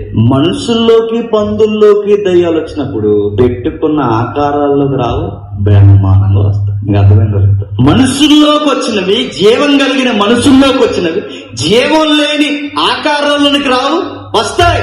ఆ వచ్చి తెస్టేసి కూర్చో. అక్కడికి వెళ్తే భయం వెళ్తుందని అంటే ఏమో మరి నాకు తెలియదు. అక్కడికి వెళ్తే భయం వెళ్తుందని అంటే ఏమో మరి నాకు తెలియదు. విగ్రహాల లోపలికి దయ్యాలు వచ్చాయి, అది నాకు తెలుసు. పందుల్లోకి దయ్యాలు వచ్చాయి, అది నాకు తెలుసు. సారీ, ఇక్కడ పందుల్లోకి వచ్చాయి, విగ్రహాల్లోకి వచ్చాయి, మనుషుల్లోకి వచ్చాయి. పందుల్లోకి వచ్చాయి ఒప్పుకుంటాం, మనుషుల్లోకి వచ్చాయి ఒప్పుకుంటాం. పందుల్లో శాశ్వత కాలం ఉండి దయ్యం పట్టిన పందిగా బతికింది అది జీవితాంతం. ఆ ఒక్కరోజే అది వెళ్ళి సముద్రంలో పడి చచ్చిపోయాయి, అన్నీ చచ్చిపోయాయి. జీవితాంతం పందులు దయ్యాలను మోసుకుంటూ దురాత్మల పందుల్లాగా, దురాత్మ పట్టిన పందులను ప్రపంచం అంతా తిరగలేదు. అవి ఆ రోజే చచ్చిపోయాయి. ఆ క్షణంతో అయిపోయింది. మనుషుల్లోకి వచ్చే యేసు ప్రభు వెళ్ళగొట్టాడు. మరి జీవం లేని ఆకారంలోకి వస్తాయి, మనం భయపడాలి, భయం వేస్తుంది, జీవం లేని ఆకారంలోకి వస్తాయంటే బైబిల్లో ఎక్కడైనా రెఫరెన్స్ ఉందని నేను అడుగుతున్నాను. జీవం లేని ఆకారాల్లోకి దయ్యాలు వస్తాయని బైబిల్లో ఎక్కడైనా ఒక్క రెఫరెన్స్ ఉంటే తమ్ముడు నాకు తర్వాత చూపించాలి ప్రేమగా. మరి తమ్ముడు నేను అడుగుతున్నాను. సో వెనకెక్కడో ఉంటుంది అనేది కాదు ఇక్కడ తమ్ముడు, అందులోకి వస్తాయని చెప్పాడు. వెనక ఉంటుందని నేను నమ్ముతున్నాను. అలా వెనక ఉంటుందంటే ఎలాగా, చేసిన వాళ్ళు ఉంటుందని నమ్ముతున్నాను నేను, అంతే తప్ప వాటిలో ఉంటుందని నేను ఇప్పటికీ నమ్మట్లేదు. కానీ తమ్ముడు మాట స్టేట్మెంట్, డైరెక్ట్ స్టేట్మెంట్ ఇచ్చాడు, వాటిలోకి వస్తాయి. అందుకే దాన్ని వాడుకున్న వచనం కూడా చాలా తప్పు. పందుల్లోకి వచ్చాయి, మనుషుల్లోకి వచ్చాయి, వాటిలోకి కూడా వచ్చాయి. అలాగైతే సర్పంలోకి వచ్చింది కదా, అది కూడా అన్నాడు. సర్పంలోకి వచ్చింది కదా, ఆ రోజుతో అయిపోయింది. దేవుని అనుమతితో వచ్చింది అది. అలాగైతే దేవుడు గాడిదకి నోరిచ్చాడు. ఇప్పుడు గాడిదలన్నీ మీతో ఇంగ్లీష్లో మాట్లాడుతున్నాయి, మాట్లాడావు కదా ఒకసారి. అది ఆ సందర్భాలను ఒకసారి తీసుకోవాలి. బిలాము దగ్గర గాడిద మాట్లాడింది, రోజు గాడిద మాట్లాడదు. అక్కడ సర్పంలోకి వచ్చింది ఆ ఒకసారే. సో కాబట్టి ఇప్పుడు గాడిదలోకి మరి ఆత్మ వచ్చినట్టు. సో దేవుని శక్తి అది. సో కాబట్టి ఇక్కడ జీవితాంతం వీటిల్లో లేవు, పందుల్లో లేవు, మనుషుల్లో లేవు. మనుషులు ఇప్పుడు ఒకవేళ ఉంటే దేవుడు వెళ్ళగొట్టాడు, వెళ్ళగొట్టకపోతే ఒకవేళ ఉండొచ్చు, మనిషి హృదయంలో ఉండొచ్చు. కానీ విగ్రహాల్లోకి మాత్రం ఎలాంటి దయ్యాలు రావు. ఎందుకంటే అది వట్టిది, అది వట్టిది. ఎందుకంటే కొన్ని సందర్భాలు జరిగాయి, వాటిని ప్రత్యేకంగా చూడాలి, అన్నిటికీ ఆపాదించకూడదు. అవి తట్టుకోలేక పందులు చచ్చిపోయాయి, సో కాబట్టి జీవంగల వాటిలోకి ఆత్మలు వెళతాయి తప్ప, నా స్టేట్మెంట్ ఇక్కడ, జీవంగల వాటిలోకి ఆత్మలు వెళతాయి తప్ప, అది దేవుని ఆత్మైన దుష్టాత్మైన జీవంగల వాటినే తీసుకుంటాయి తప్ప జీవం లేని వాటిలోనికి వెళ్ళినట్టుగా మనకి ఎక్కడా కూడా కనబడలేదు. సో కాబట్టి ఈ విషయాన్ని తమ్ముడు మీకు తెలియజేస్తాడు, అది విందాం. అలాగే ఏలియా బయలు ప్రవక్తలను ఛాలెంజ్ చేసినప్పుడు ఎంత ఎద్దేవా చేశాడండి, మీ అందరికీ తెలుసు కదా. ఎద్దేవాలో మామూలు ఎద్దేవా కాదు, అది ఎటకారానికి కేర్ ఆఫ్ అడ్రస్ అన్నట్టు ఉంటుంది అక్కడ. ఏడు పడుకున్నాడేమో, నిద్రపోతున్నాడేమో, ట్రైనింగ్లో ఉన్న ట్రావెలింగ్లో ఉన్నాడేమో, ఏటి ఇంకా రాడేటి, కదపండి, పిలవండి, ఎంత చేసినా వచ్చాడేవాడు రాలా, ఉంటే వచ్చి నిరూపించుకుని వెళ్ళిపోయాడు తమ్ముడు వాదన ప్రకారంగా. సో రాలేదు వాడు, రాడు కూడా. ఎందుకంటే 450 మంది బయలు ప్రవక్తలు పిలిచినా ఆ బొమ్మలో నుండి ఏ శక్తి రాలేదు. రాజుల మొదటి గ్రంథం 18వ అధ్యాయం 25వ వచనం. ఇక తమ్ముడు ఏమంటాడంటే, దోణన చేసినప్పుడు అది ఒట్టిదైతే దేవుడు పట్టించుకోకుండా ఉండాలి కదా అన్నాడు. ఇప్పుడు దోణన చేసుకుని పిల్లలకిచ్చి ఆడుకోరా అంటే పట్టించుకోకపోదుడు, కానీ దోణ చేసి ఆరాధించడం మొదలెట్టారు వాళ్ళు. మహిమనిచ్చారు, దేవుని మహిమను ఆపాదించి మొదలెట్టారు కాబట్టి వాళ్ళని శిక్షించాడు. అయితే దోళ్ళలో దెయ్యం లేదు, దోళ్ళలోకి దెయ్యం దూరలేదు, ఆ దూడ బొమ్మలో దెయ్యం లేదు, దూడ బొమ్మలోనే కాదు ఏ బొమ్మలోనూ దయ్యం ఉండదు. సో కాబట్టి ఇవన్నీ కూడా, అంటే తమ్ముడు ఏం చెప్పాడంటే కత్తేసుకుని వచ్చేస్తాడు దేవుడు, అది చాలా ప్రమాదకరం, అది అందులో ఉంటాయి అన్నాడు. ఇంకా నాకు ఇంకొకటి ఎంత అది అనిపించిందంటే తమ్ముడు చెప్పిన మాటలో వీడియో నెంబర్ 6 ఏదో గేమ్ గురించి చెప్పాడు తమ్ముడు. అంటే చూడండి, అంటే ఇంకా ఎంతవరకు బలహీనం చేసేద్దామని సంఘాన్ని, నాకు అర్థం కాలేదు. గేమ్ గురించి చెప్పాడు. ఏమంటాడంటే గేమ్ గురించి మాడుతూ, ఏదో గేమ్ ఆడితే వచ్చేస్తుంది, నువ్వేమనుకుంటున్నావు దాని గురించి, వణికిపోతావు, తొక్కుడు బిళ్ళ ఆడించేద్ది అన్నాడు. ఆ గేమ్ ఏంటో చెప్పలేదు మరి. నేను దాన్ని, ఆ గేము నాకు తెలిసి స్పిరిట్ గేమ్ అంటారు కదా, కాయిన్ ఎట్టి కొవ్వొత్తి వెలిగించి ఆడతారు, దిక్మాల గేమ్. చిన్నప్పుడు మేము ఆడేవాళ్ళం, మా ఇదిలో ఎవరన్నా చచ్చిపోతే ఆడేవాళ్ళు, మా దగ్గరికి ఏ దయ్యాలు ఎప్పుడు రాలేదు. ఒకవేళ తమ్ముడు చెప్పింది ఆ గేమ్ కాకుండా ఇంకో కొత్త గేమ్ ఏదన్నా అయితే, ఇప్పుడు నేను వేదిక ముఖంగా చెప్తున్నాను, ఏ శ్మశానానికైనా వస్తాను, ఆ గేమ్ తమ్ముడితో ఆడతాను, నన్ను ఆడించడానికి తమ్ముడు రెడీగా ఉండాలి, దయ్యాన్ని రప్పించాలి. రైట్, మీరు రాసి పెట్టుకోండి. ఇప్పుడు ఆ వీడియో ఇంకా అవసరం లేదనుకుంటున్నాను, అందరూ విన్నారు కదా, ప్లే చేయమంటే ప్లే చేస్తాం. ప్లే చేసే ఎందుకు, ఇంకా టైం ఉందండి నాకు. ప్రాక్టికల్స్ అంటే అవి కదా అయ్యా, రా ఉన్నాయి ప్రాక్టికల్స్, కొన్ని సొసైటీలో లైవ్ లో మాట్లాడుకోవాలి. రా, నీకు విషయం చెప్తున్నాను, పర్సనల్ ఫోన్ చేయ గేమ్ ఉంది, నేను చెప్తాను ఒక గేమ్ ఉంది, ఆ గేమ్ ఆడు. ఇలా గూగుల్ తల్లి అడిగి చెప్తుంది, ఎంత స్టోరీలు చెప్తాడు, గూగుల్ తల్లి అడిగి చెప్తాడు. కొంచెం చెప్పకూడదు, నేను చెప్పట్లేదు కావాలని, ఎందుకంటే విషయం అర్థమవుతుంది, మళ్ళీ దీన్ని ఎటకరం చేస్తా. ఆడు తొక్కడి పిల్లట ఆడించేది, ఆడు ఏం ఉందని మళ్ళీ ఇలా వచ్చేది, అదిగో పట్టేస్తుంది అక్కడ, మళ్ళీ బోడి చెప్తాడు అర్థమవుతుంది, ఏం చెప్పు సోది కూడా అర్థమవుతుంది. అది కాదు, నా విషయం అర్థం చేసుకో అంటే. సో తమ్ముడు ఏం చెప్పాడంటే, ఏదో వచ్చేద్దని కాదని గేమ్ గురించి చెప్పాడు. నేను అంటానండి, ఇలాంటి లోక సంబంధమైన మూలపాఠాలని భూతాలు అన్నాడండి బైబిల్లో. లోక సంబంధమైన మూలపాఠాలు అయ్యా పనికిమాలినవి, అజ్ఞాన సంబంధమైనవి, నమ్మకూడదు, భయపడొద్దు అంటే ఇంకేదో ఉందని చెప్తే ఎలాగండి నమ్ముతాం? ఇప్పుడు సాతాను అబద్ధాలకు తమ్ముడు సహాయం చేసినట్టు అవుతుంది ఇలాంటివి మాట్లాడటం వల్ల. ఇప్పుడు నేను అంటాను రంగురాళ్ళలో ఏమీ లేదంటాను, రంగురాళ్ళు కొనకంటే రంగురాళ్ళలో ఏమీ లేదంటాను, కానీ తమ్ముడు వచ్చి నీకేం తెలుసు, నాకు తెలిసిన కొన్ని రకాల రంగురాళ్ళు ఉన్నాయి, అవి కానీ ఎట్టుకో తొక్కుడు బిళ్ళ ఆడేస్తాం అన్నాడు అనుకోండి, మరి పెట్టాలి, మరి నాకు ఆ రంగురాళ్ళు తెచ్చి అంతే. మరి ఇప్పుడు ఆట ఏదో ఆడించాలంతే. సో దేవుడు ఎప్పుడు కూడా విగ్రహాలకు భయపడమని చెప్పలేదు, విగ్రహాల్లో ఏమీ లేదు, అవి ఒట్టివి. ఆయన ఇత్తడి సర్పాన్ని జయించాడు, ఇత్తడి సర్పాన్ని కూడా దేనికి జయించాడు, యేసుప్రభు వారికి సూచనగా జయించాడు. దాన్ని ఆరాధిస్తుంటేనే ఆయన ఒప్పుకోలేదు. నెహుస్టాన్ దాని పేరు, దాన్ని చిత్తడి చేసి పొడి చేసి పడేసాడు తర్వాత కాలంలో. సో ఇది ఒక పాయింట్. ఇక నెక్స్ట్ తమ్ముడికి తనకు తానే సెల్ఫ్ కౌంటర్ వేసుకున్నాడు ఒక విషయంలో. ఎలాంటి సెల్ఫ్ కౌంటర్ వేసుకున్నాడంటే, వీడియో నెంబర్ 5లో తమ్ముడు ఒక మాట చెప్తాడు. ఏమని చెప్తాడో ఒకసారి మీరే చూడండి, అందులో చూడండి. వీడియో నెంబర్ 5లో తమ్ముడు చెప్పినటువంటి ఒక మాట ఒకసారి తొందరగా ప్లే చేసేయండి. సూపర్ మ్యాన్ కన్నా గొప్పోడు అన్నాడు అనుకోండి, మా నాన్న సూపర్ మ్యాన్ కన్నా గొప్పోళ్ళు అని ప్రాక్టికల్ గా బయట అనాలంటే నా ఎదురుగా ఎవరు ఉండాలి చెప్పండి? సూపర్ మ్యాన్ ఉండాలిగా. సూపర్ మ్యాన్ లేడు, స్పైడర్ మ్యాన్ లేడు, ఏ మ్యాన్ లేకుండా మా నాన్న సూపర్ మ్యాన్ కన్నా గొప్పోడు అంటే పోలిక బాగుందా? అంటే ఉన్నవాడైన దేవుణ్ణి బాగా వినాలి, ఉన్నవాడైన దేవుణ్ణి పోల్చాలి అంటే అవతల వైపు కూడా ఏముండాలి, ఏవో ఉండాలిగా. ఇప్పుడు ఉన్నవాడైన దేవుణ్ణి పోల్చాలంటే ఏవో ఉండాలి. ఉన్నవాడైన దేవుణ్ణి ఏమీ లేని గాలి స్వప్నాలతో ఎలా పోల్స్తాడు? ఒకటి పోల్చాలంటే ఉండాలిగా. ఈడు గొప్పోడ్రా అన్నామంటే ఎవరికన్నా ఆడికన్నా చెప్పాలి, ఈడు గొప్పోడ్రా అంటే ఇంకొకటి ఉండాలిగా. అంటే ఎవడు ఉన్నాడనేగా, వీరందరికన్నా గొప్పోడ్రా అంటే అందరూ ఉన్నారనేగా. అంటే పోలికి ఇవ్వాలి అంటే ఉన్నవాడైన దేవుడు ఉన్నాడని చెప్పాలంటే అవతల ఏవో ఉన్నాయి. ఆ ఉన్నవాడితో పోల్చినట్టు ఉన్నవి ఏవో ఉన్నాయి, ఆ ఉన్నవాటితో పోల్చినట్టు విలవేల్పులు ఉన్నాయి. సరే, ఇక్కడ తమ్ముడు ఏం చెప్పాడంటే, దేవుణ్ణి వేల్పులతో పోల్చాడు, ఇలవేల్పులు ఉన్నాయి, ఎవరొకడు ఉండకుండా పోలికి ఎలా కుదురుద్దండి, ఎవరొకడు ఉండాలి కదా అని తమ్ముడు self counter super man spider man అని ఉన్నాడండి. సూపర్ మ్యాన్ స్పైడర్ మ్యాన్ మీ ఇదిలానే ఉంటాడా? సూపర్ మ్యాన్ స్పైడర్ మ్యాన్ శుద్ధ అబద్ధం. ఆ సూపర్ మ్యాన్తో పోల్చగలిగింది అబద్ధాలు అని నమ్ముతున్న వాళ్ళతో పోలిస్తే తప్పే ఉందంట. వాళ్ళు అదే కామిక్ క్యారెక్టర్స్ అవి. ఆ సూపర్ మ్యాన్తో పోల్చాడు, స్పైడర్ మ్యాన్తో పోల్చాడంటే, ఇప్పుడు దేవుణ్ణి వేల్పులతో పోల్చాడంటే ఆ వేల్పులు ఉన్నాయని ప్రజలు నమ్ముతున్నారు. అందుకే అందులో ఏమీ లేదు కాబట్టి నేను ఒక్కడనే తప్ప ఎవడో లేడన్నాడు ఆయన. నేను తప్ప వేరొక దేవుడు లేడు అని ఆయన చెప్పడంలో ప్రధానమైన అర్థం అదే. దానికి తమ్ముడు బబులోని సందర్భం ఒకటి తీసుకుంటాడు. రెఫరెన్స్ యెషయా గ్రంథం ఏదో అనుకుంటాను, అది గుర్తులేదు, రాశాను చూడాలి అది. సో అందులో రెఫరెన్స్ చెప్తే ఏమంటాడంటే, బబులోను నేను ఒక్కదాన్నే ఉన్నానంటుంది కదా, ఇంకా చాలా పట్టణాలు ఉన్నాయి కదా అని ఒక రెఫరెన్స్ వాడుకుంటాడు అక్కడ. యాక్చువల్లీ మీరు గమనించండి, అక్కడ బబులోను అనుకున్న దానికి దేవుడు అనుకున్న దానికి సాపత్యమే రెండు ఒకటా? దేవుడు చెప్పింది శాసనం, దేవుడు చెప్పింది శాసనం. ఆయన ఉంటే ఉందంటాడు, లేకపోతే లేదంటాడు. ఆయన అవునంటే అవును, కాదంటే కాదు, అది ఫిక్స్ అయిపోవాల్సిందే. సో కాబట్టి దేవుడు ఏం చెప్తున్నాడంటే, నేను తప్ప వేరొకడు లేడు, పరమాత్ముడు ఒక్కడే, దేవుడు ఒక్కడే. ఆయన చాలా స్పష్టంగా మాట్లాడినప్పుడు ఇక్కడ గ్రంథకర్తలు ప్రవక్తలు పోల్చి చెప్తున్నారు, వేల్పులలో నీ వంటి వాడు లేడు. ఇంతకీ వేల్పులు ఎవరు? నిజాలా అబద్ధాలా? అబద్ధాలు. అబద్ధాలను ఎవరు నమ్ముతున్నారు? ప్రజలు నమ్ముతున్నారు. ప్రజలు నమ్ముతున్నారు కాబట్టి నాయన నీకు ఈ భూమి మీద వీళ్ళు ఏవైతే అబద్ధాలు, ఇంకొక షాకింగ్ న్యూస్ చెప్పాలి మీకు. అబద్ధాలు నమ్మి ఒక ప్రతిమ చేసి అబద్ధంతో ఆగిపోలేదు. ఆ అబద్ధాలకి చరిత్రలు పుస్తకాలు కూడా రాసి గ్రీకులు రిలీజ్ చేశారు. ఎప్పటికీ మీకు గ్రీక్ మైథాలజీ చదవాలనుకుంటే మీకు ఇంటర్నెట్లో అవైలబుల్గా ఉంటుంది.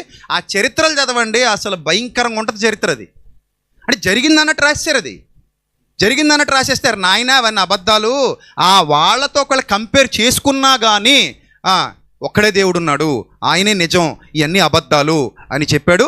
సో కాబట్టి ఈ పోలిక కరెక్ట్ కాదు. దేవుడు అబద్ధాకారాల కంటే గొప్పవాడని భక్తులు చెబితే, అబద్ధాకారాలు నిజంగా ఉన్నాయని, వేల్పులు ఉన్నాయని ఎలా చెప్తాం మనం? దురాత్మలు ఉన్నాయంటే మనం ఒప్పుకుంటాం. ఆకాశ మండలం మందు ఉన్నాయి, అవి మనిషి హృదయాన్ని ఆక్రమిస్తాయి, మనిషిని దారి తప్పిస్తాయి. కానీ విగ్రహాలలో దయ్యాలు ఉండవు, విగ్రహాల వెనక వాటి ఆవాసం ఉండదు. అవి ఉంటే మనిషి హృదయంలోనే ఉంటాడు, మనిషి హృదయాన్ని వాడు ఆక్రమిస్తాడు. ఇది బైబిల్ బోధ. ఒకవేళ కాదు విగ్రహాల్లో దెయ్యాలు ఉంటాయి అంటే నాకు రెఫరెన్స్లు చూపించండి, నేను నమ్ముతాను. మీరు చెప్పిన దానికి నేను అంగీకరిస్తాను కూడా. విగ్రహాల్లో దెయ్యం నివాసం ఉండాలి, కాపురం ఉండాలి, అక్కడ ఉండి అది ఏం చేస్తుందో చేయాలి, మేలు చేస్తుందా, కీడు చేస్తుందా, ఇంకేం చేస్తుందా చేయాలి. ఇప్పుడు తమ్ముడు చెప్పినటువంటి మరొక బాధాకరమైనటువంటి పాయింట్ ఏంటంటే వీడియో నెంబర్ 4లో తమ్ముడు ఏం చెప్తాడంటే, రొట్టె ద్రాక్షారసంలో శక్తి లేదా అని అడుగుతాడు. మనం వారం మరి బల తీసుకుంటున్నాం కదా ప్రభు వల్ల, అందులో శక్తి లేదా? అందులో కూడా శక్తి ఉంది కదా అని అడుగుతాడు. మరలా చెప్తున్నాను, కొన్ని ప్రతిష్టలు సరే మరొక పదం ఉంది, ప్రాణ ప్రతిష్ట. కొన్ని ఉంటాయి రకరకాలు, కొన్ని మనం కూర్చుంటే మాట్లాడుకుందాం, రకరకాలు జరుగుతాయి.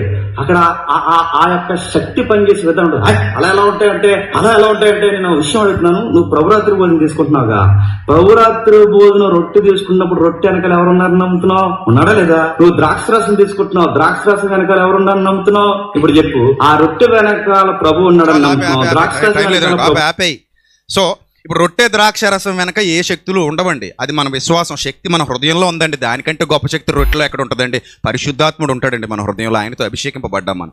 ఆ రొట్టె ద్రాక్షరసం సాదృశ్యం మాత్రమే, ప్రభు యొక్క శరీరానికి సాదృశ్యం, ప్రభు యొక్క రక్తానికి సాదృశ్యం. అందులోకి శక్తి వచ్చి కూర్చోదు. ప్రభు యొక్క శరీరము, ప్రభు యొక్క రక్తానికి సాదృశ్యంగా మనం రొట్టె ద్రాక్షరసం తీసుకుంటున్నాం. పరిశుద్ధాత్ముడు మన హృదయంలో ఉంటాడు, అంతే తప్ప మనం తయారు చేసిన రొట్టెలోకి దేవుడు శక్తిని పంపిస్తాడని, మనం తయారు చేసిన ద్రాక్షరసలోకి శక్తిని పంపిస్తాడని చెప్పడు. అవి మనం ప్రార్థన చేసుకు తింటాం కాబట్టి అవి మనకి పవిత్రాలు. అది ఎవరికి సాదృశ్యంగా? ప్రభు యొక్క శరీరానికి సాదృశ్యంగా, ప్రభు యొక్క రక్తానికి సాదృశ్యంగా తీసుకుంటాం. సో ఇందులో కూడా శక్తి వస్తుంది. అని ఇంకా చెప్తాడు, అయోగ్యంగా తీసుకుంటే చచ్చిపోతారని చెప్తాడు. అలాగే ప్రాణ ప్రతిష్ఠ చేశాక శక్తి వస్తుందట. నాకు టైం అయిపోతుంది. ఈ విగ్రహంలో తయారు చేసినప్పుడు ఏముండదట, దాన్ని తాటర మీద తీసుకొచ్చినప్పుడు ఏమి ఉండదట, కానీ దానికి ప్రతిష్ఠ చేసి అభిషేకం చేస్తారంటే అప్పుడు వస్తుందట పవరు. దానికి బైబిల్లో ఎక్కడైనా రెఫరెన్స్ ఉందా? ఆ ప్రాణ ప్రతిష్ఠ ఎలా చేస్తారు? Is there any process? Please tell me. నేను నేర్చుకుంటాను. ఆ ప్రాణ ప్రతిష్ఠ ఎలా చేస్తారు, ఆ ప్రాసెస్ ఏంటి, అది ఏ కాలేజీలో చెప్తారు, ఏ యూనివర్సిటీలో చెప్తారు, ఆ అభిషేకం చేసినప్పుడు శక్తులను ఎలా ఆవహిస్తారు, ఎలా లాక్కొచ్చి అందులో పెడతారు, అది కొంచెం చెప్తే నేను కూడా నేర్చుకుంటాను. సో కాబట్టి ఇది నేను నా మొదటి ప్రతిపాదనలో చెప్పాను. మిగిలిన ఏమైనా ఉంటే తర్వాత మాట్లాడుకుందాం. ఇంకా విగ్రహాలు ఒట్టివి అనడానికి మా దగ్గర చాలా సబ్జెక్ట్ ఉంది, అన్ని నేను తర్వాత వివరిస్తాను. Thank you, god bless you, love you, thank you.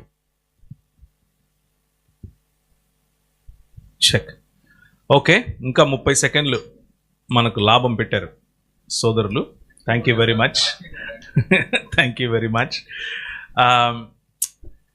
కూర్చున్నవాడు మీరు ఒకవేళ రెఫరెన్సెస్ రాసుకుంటూ ఉంటే మీకు ప్రశ్నలు అడగటానికి ఆ రెఫరెన్సెస్ ఉపయోగపడతాయి. సో కొంచెం అటెంటివ్గానే రెఫరెన్సెస్ రాసుకోండి. రెఫరెన్సెస్ రాసుకున్న తర్వాత ప్రశ్నలు ఏమైనా ఉంటే కూడా మీకు స్క్రీన్ మీద కనిపిస్తున్నాయి. 6339 అనే ఒక నంబరు విజయప్రసాద్ రెడ్డి గారి వైపు నుంచి వచ్చేది. దానికి మీరు ప్రశ్నలు రాయొచ్చు. అలాగే జేమ్స్ గారి తరఫు నుంచి ఇచ్చినటువంటి నంబరు కనిపిస్తుంది కదా దాని మీద. అదే అందుకనే అడుగుతున్నాను. జేమ్స్ గారి ఛానల్లో నంబర్ ఇచ్చారా? ఏం నంబర్? లాస్ట్ నంబర్ ఏంటి? 1556 అనే నంబర్కి దయచేసి ప్రశ్నలు రాయండి. పర్వాలేదు, ఇది 6339 అండ్ 1556 ఈ 2 నంబర్స్కి మీరు ప్రశ్నలు ఆఖరిలో, మీరు రాసే ప్రశ్నలు ఆఖరిలో. ఒకవేళ యూట్యూబ్లో కనుక మీరు కామెంట్ చేసి అది ప్రశ్నగా తీసుకోవాలి అని అనుకుంటే అలా తీసుకోలేము ఈసారి. ఎందుకంటే చాలామంది కామెంట్స్ రాస్తూ ఉంటారు కాబట్టి వాటిలో నుంచి క్వశ్చన్స్ ఎత్తుకోవటం కష్టం. సో ఈ 2 వాట్సాప్ నెంబర్స్కి వచ్చిన క్వశ్చన్స్ మాత్రమే తీసుకుంటాం. ఇప్పుడు జేమ్స్ గారు తమ 30 నిమిషాల ప్రతిపాదన చేస్తారు.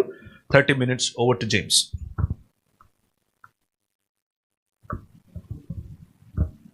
మైక్ చాలా సంతోషం. చక్కటి ప్రతిపాదన చేశారు సహోదరులు. నిజానికి చాలా డెప్త్గా చెప్తారు అనుకున్నాను. రెఫరెన్స్ కన్నా నా వీడియోలు ఎక్కువ వేశారు. నాకు బాగా చెప్పడానికి అవకాశం ఇచ్చారు. ముఖ్యంగా ప్రభురాత్రి భోజన విషయంలో ఆయన చేసిన లూజ్ టాక్ చాలా సీరియస్గా తీసుకుంటున్నాను. ముఖ్యంగా ఈ విషయంలో ఆయన ఇందాక మాట్లాడుతూ బహుశా పూర్తిగా ఏది అన్న వినడు, నాకు తెలుసు, అర్థం చేసుకోడు, నాకు తెలుసు. ఎందుకంటే రామ్ గోపాలవరం మ్యూజిక్లో ఎవడెట్టాడు? ఎవరు బెటరు? బయటోడు ఎవడ పెట్టుంటాడేమో కానీ మా ఛానల్స్లో, మా వీడియో ఎడిటింగ్లో మాకు తెలుసు సినిమా సెన్స్ అంటేనే సిరాకు మాకు. అవి ఎందుకు పెడతాం మేము? సరే వదిలేయండి. ఇలా వీడియోలు ప్లే చేసి చూస్తే ప్రతి వీడియోకి నేను కట్టుబడి ఉన్నాను. ప్రతి దానికి చెప్తాను. గేమ్ అన్నారు కదా, నేను సరదాగా మిమ్మల్ని పిలిచాను. నన్ను గదిలో పెట్టండి, లైట్ ఆపండి, ఈ స్టేట్మెంట్లు ఎప్పుడైతే ఇచ్చారో మీరు నేను గేమ్ ఆడతారా అండి అని నేను పిలిచా. దాని వివరాలన్నీ ఇస్తాను. ఈ విగ్రహాలు ఏవో చూపించి, సింబల్స్ ఏవో చూపించి ఇవన్నీ ఫటాఫట్ నెక్స్ట్ నేను తేలుస్తాను. మెయిన్ టాపిక్ ఏదైతుందో ఆ టాపిక్లోకి మనం వెళదాం. ముఖ్యంగా నేను ప్రతిపాదించినది, కాన్ఫరెన్స్ కాల్లో మాట్లాడినది విశ్వాసకి భయంకరమైనది, ఇబ్బందికరమైనది, విశ్వాసకి ఎఫెక్ట్ అయ్యేది విగ్రహార్పితాలకు సంబంధించింది. దాని విషయం నేను మాట్లాడుతూ అన్న ఏదైతే అడుగుతున్నారో విగ్రహాలు వట్టివని నేను మరలా చెప్తున్నాను. చాలా ఈజీ టాపిక్ అది, నేను ఈజీగా తేలుస్తాను. ఆ విషయాలు నేను తర్వాత మాత్రం ముందు నేను సబ్జెక్ట్ మాట్లాడే ప్రయత్నం చేస్తాను. ఎందుకంటే 1 కొరింథీ పత్రిక ఒక్కసారి మనం టచ్ చేద్దాం. రెఫరెన్స్కి ఎక్కువ ప్రాముఖ్యత ఇవ్వడం మంచిది. అన్న నాతో ఏది మాట్లాడినా రెఫరెన్స్తో మాట్లాడితే ఇంకా ఫైట్, అదే దుర్బోధతో ఫైట్ ఇంకా బ్యూటిఫుల్గా ఉంటుంది. 1 కొరింథీ పత్రిక 8వ అధ్యాయం 1వ వచనం. 1 కొరింథీ పత్రిక 8వ అధ్యాయం 1వ వచనం. విగ్రహములకు బలిగా అర్పించిన వాటి విషయం. 4వ వచనం.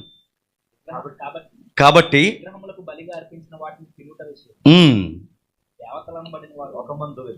లోకమందు విగ్రహము వట్టిది. ఆగుదాం.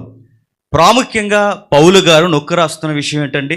అర్పితాలు గురించి మొదట మాట్లాడుతున్నాడు. విగ్రహ అర్పితాలు గురించి ఆయన చాలా స్ట్రాంగ్గా నొక్కు మాట్లాడుతున్నాడు. తర్వాతి విషయంలో మాట్లాడుతున్నది విగ్రహం వట్టిది అని. ఆ వట్టిదా గట్టిదా దాని సంగతి ఏంటో చూద్దాం. ముందు విషయం నేను మాట్లాడుతున్నాను. అసలు విగ్రహార్పితాలు అనేవి విశ్వాసికి చాలా ప్రమాదకరమైనవి అన్నది ప్రాముఖ్యమైన విషయం. దాని గురించి మాట్లాడుతూ అసలు ఏంటి విగ్రహాల విషయంలో నిజంగా అన్నన్నట్టే వట్టిదైతే, అన్నన్నట్టే ఏమీ కాదనుకుంటే, అన్నన్నట్టే విగ్రహాలు వాటి అర్పితాలకు సంబంధించిన విషయంలో ఏ సమస్య ఉండదో ఈజీగా తినొచ్చు అంటే నేను అడుగుతున్నాను. అంత ఫైర్ ప్రవక్తలు ఎందుకయ్యారు? అంత ఫైర్ అపోస్తులు ఎందుకయ్యారు? ప్రకటన గ్రంథంలో ప్రభు అయిన యేసుక్రీస్తు వారు కత్తి వేసుకుని వస్తాడని ఎందుకన్నా? ఆ వీడియోలో అదే అన్నాను నేను. కత్తి వేసుకుని వస్తాడని ఎందుకన్నాను నేను. బైబిల్లో ప్రకటన గ్రంథంలో ఎందుకు ఆ విషయాలు నొక్కు చెప్పాడు? ఆ విషయాలు మనం చూడాలి, వాటి గురించి మనం మాట్లాడాలి, రెఫరెన్స్ని బేస్ చేసుకుని మాట్లాడాలి. లాజికల్గా ఉపయోగించే రెఫరెన్స్ వీడియోస్ కాదు. రెఫరెన్స్ మాట్లాడతాం. నా వీడియోస్ ఏంటి ఎన్న వేస్తారో నేను కూడా కొన్ని చూపిస్తాను. ఆ విషయాలన్నీ మనం మాట్లాడదాం. ముందుగా చూద్దాం ఏంటి అసలు అంత పెద్ద ప్రాబ్లం ఉంది విగ్రహాల విషయంలో. ఇది చాలా చిన్న విషయం అంటున్నాడు అన్న. అంత చిన్న విషయం అయితే మేమెందుకు ఇక్కడ వరకు తీసుకుని వస్తాం? అపోస్తులు ఎందుకు ఎంత విషయాన్ని అంత పెద్దగా రాయాల్సిన అవసరం వస్తుంది? చిన్న విషయం ఏం కాదు ఇది. రక్షణ పోయే ప్రమాదం ఉంది. ఇబ్బందికరమైన ప్రమాదం ఉంది. ఈ టాపిక్స్ చెప్పడం వల్ల చాలామంది రక్షింపబడతారంటే రక్షింపబడ్డారు, సీన్లో ఉన్నారు, చూపిస్తాను, అవన్నీ నేను ప్రూవ్ చేస్తాను. వెళదాం, అసలు విషయం ఏంటి బైబిల్లోకి వెళదాం. అపోస్తుల కార్యములు 15వ అధ్యాయం, చాలా జాగ్రత్తగా వినాలి. అపోస్తుల కార్యములు 15వ అధ్యాయం, అపోస్తుల కార్యములు 17వ అధ్యాయం మొదటి వచనం నుండి. అపోస్తుల కార్యములు 15వ అధ్యాయం మొదటి వచనం నుండి. కొందరు యోదయ నుండి వచ్చి మీరు మోసే నియమించిన ఆచారం చొప్పున సున్నతి పొందితేనే గాని రక్షణ పొందలేరని సహోదరులకు బోధించిరి. జరుగుతున్న టాపిక్ ఏంటండి? పౌలు గారికి యోధ బోధకులకి, పౌలు గారికి యోధ మత పెద్దలకి, లేదా పౌలు గారికి యోధ మత ప్రవిష్టులు అంటే వీళ్ళకి పౌలు గారికి ఆర్గ్యుమెంట్ జరుగుతుంది. అంటే అటు యూదుల నుంచి క్రిస్టియానిటీలోకి వచ్చిన వారు, ఇటు అన్యుల నుంచి క్రైస్తవ్యంలోకి వచ్చిన వారి మధ్య కొన్ని పొసగని పరిస్థితులు వచ్చాయి. దేని గురించి పొసగని పరిస్థితులు వచ్చాయంటే రక్షణ గురించి. ప్రాముఖ్యంగా గమనించాలి. అక్కడ వర్డ్ ఉంది చూడండి, మొదటి వచనంలో రక్షణ రక్షణ రక్షణ అంటే డిస్కషన్ జరుగుతుంది అపోస్తుల యొక్క కౌన్సిల్లో. ఎవరైతే అపోస్తున్నారో వాళ్ళ కౌన్సిల్లో డిస్కషన్ జరుగుతుంది. ఏ విషయమే డిస్కషన్ జరుగుతుంది? రక్షణ గురించి. అంటే యోధ బోధకులు ఏమంటున్నారంటే మీరు సున్నతి చేసుకోకపోతే మీకు రక్షణ లేదు, మీరు ధర్మశాస్త్ర ఆచార కర్మకాండలు పాటించకపోతే మీకు రక్షణ లేదు. ఇలాంటి టాపిక్ మీద జరిగితే పౌలు అన్యుల పక్షాన్ని నిలబడ్డాడు. నోర్మి అండి, అలాంటి విషయాలు మాట్లాడకండి. ఎందుకంటే రక్షణ అనేది సున్నతిని బట్టో, రక్షణ అనేది ధర్మశాస్త్ర కార్యాలను బట్టో రాదు. అసలు రక్షణ అనేది దీన్ని బట్టి కాదు, యూదులైన మనకైనా అన్యులైన వాళ్ళకైనా రక్షణ ఉచిత కృప వలన వచ్చింది. ఇది మెయిన్ పాయింట్. అంటే నీకు రక్షణ వచ్చిందన్నా నీ సున్నతిని బట్టి కానీ నీ క్రియలను బట్టి కాదు. నాకు రక్షణ వచ్చిందైనా అన్యుడికి మా క్రియలను బట్టి కాదు, కృపను బట్టి రక్షణ వచ్చింది. అయితే ఈ వచ్చిన రక్షణ ఎప్పుడు పోతుంది అంటే చాలా లాంగ్ ఆర్గ్యుమెంట్ జరిగింది అపోస్తుల మధ్య, పౌలు గారికి బోధకులకి చాలా లాంగ్ ఆర్గ్యుమెంట్ జరిగితే దేని మీద ఆర్గ్యుమెంట్ జరుగుతుంది? అన్యులు సున్నతి చేయించుకోవాలా వద్దా, అన్యులు ధర్మశాస్త్ర కార్యాలు పాటించాలా వద్దా అంటే పేతురు గారు లేచి నిలబడ్డారు, యాకోబు గారు లేచి నిలబడ్డారు. మెయిన్ పాయింట్ రక్షణకు సంబంధించింది సున్నతి కాదు, రక్షణకు సంబంధించింది ధర్మశాస్త్ర కార్యాలు కాదు. రక్షణ అన్యులకి ఉచితంగా వచ్చింది. అది పోయే ప్రమాదం ఎక్కడుందంటే వాళ్ళు కొన్ని విషయాలు మనం ఖండితంగా లిఖితపూర్వకంగా రికార్డెడ్ లెటర్తో కొన్ని విషయాలు మనం చెప్పాలి. ఏ విషయాలు చెప్పాలి? అదే 15వ అధ్యాయం 19వ వచనం నుండి. కాబట్టి అన్ని జనుల నుండి దేవుని వైపుకు తిరుగుచున్న వారిని మనము కష్టపెట్టక విగ్రహ సంబంధమైన అపవిత్రతను, జారత్వము, గొంతి పిచికిన చంపిన దాన్ని, రక్తమును విసర్జించుటకు వారికి పత్రిక రాసి పంపవలనని నా అభిప్రాయం. బాగా వినండి, జరుగుతున్న డిస్కషన్ అపోస్తులకి, పౌలుకి, యూదులకి, యోధ బోధకులకి దేని గురించి డిస్కషన్ జరుగుతుందండి? రక్షణ గురించి. ఇప్పుడు రక్షణ సిద్ధాంతం కోసం డిస్కషన్ జరుగుతున్నప్పుడు ఆ టాపిక్లోనికి విగ్రహార్పితాల గురించి, ఆ టాపిక్లోనికి లేదా రక్తమును గురించి, ఈ గొంతి పిసికి చంపుతున్న ఈ బలి నైవేద్యాల గురించి ఎందుకు తెస్తాను? ఎందుకంటే ఇది రక్షణకి ఎఫెక్ట్ అవుద్దని అర్థమైంది వాళ్ళకి రక్షణకి ఎఫెక్ట్ అవుద్దని అర్థం అవుతుంది కనుక ఆ విషయాన్ని చాలా సూక్ష్మంగా కేంద్రీకరిస్తున్నారు. సున్నతే కాదు, లేదా ఆచార కర్మకాండలు కాదు, అన్యులకి ప్రమాదం. ఉచితంగా వచ్చిన కృప దేని వలన పోద్దంటే ఇదిగో వాళ్ళు చేసే పనులు కొన్ని ఉన్నాయి, వారు ఆచరించేవి, ఆ సెంటిమెంట్స్ ఏవైతే ఉన్నావో విగ్రహాలతో విశ్వాసాలతో ముడిపడి ఉన్నాయి. వాటి విషయం మనం పత్రిక రాసి పంపించాలన్నారు, రాశారు, పంపించారు. పంపించిన తర్వాత 28వ వచనంలో ఏం చెప్తున్నాడు చూడండి. 28వ వచనంలో విగ్రహములకు అర్పించిన వాటిని, రక్తము, గొంతి పిసికి చంపిన దానిని, జారత్వము విసర్జించవలనని, ఇవి అవశ్యమైన వాటి కంటే ఎక్కువైన ఏ భారము మీ మీద మోపకూడదని మాకే కాదు పరిశుద్ధాత్మకును మాకును తోచెను. వీటికి దూరముగా ఉండాలి. నెక్స్ట్ జాగ్రత్తగా ఉండాలి. నెక్స్ట్ ఈ రెండు పనులు మీకు చేయకపోతే మీకు మేలు లేదు, క్షేమము లేదు, మీ విశ్వాసం వీగిపోద్దని చెప్పాడు.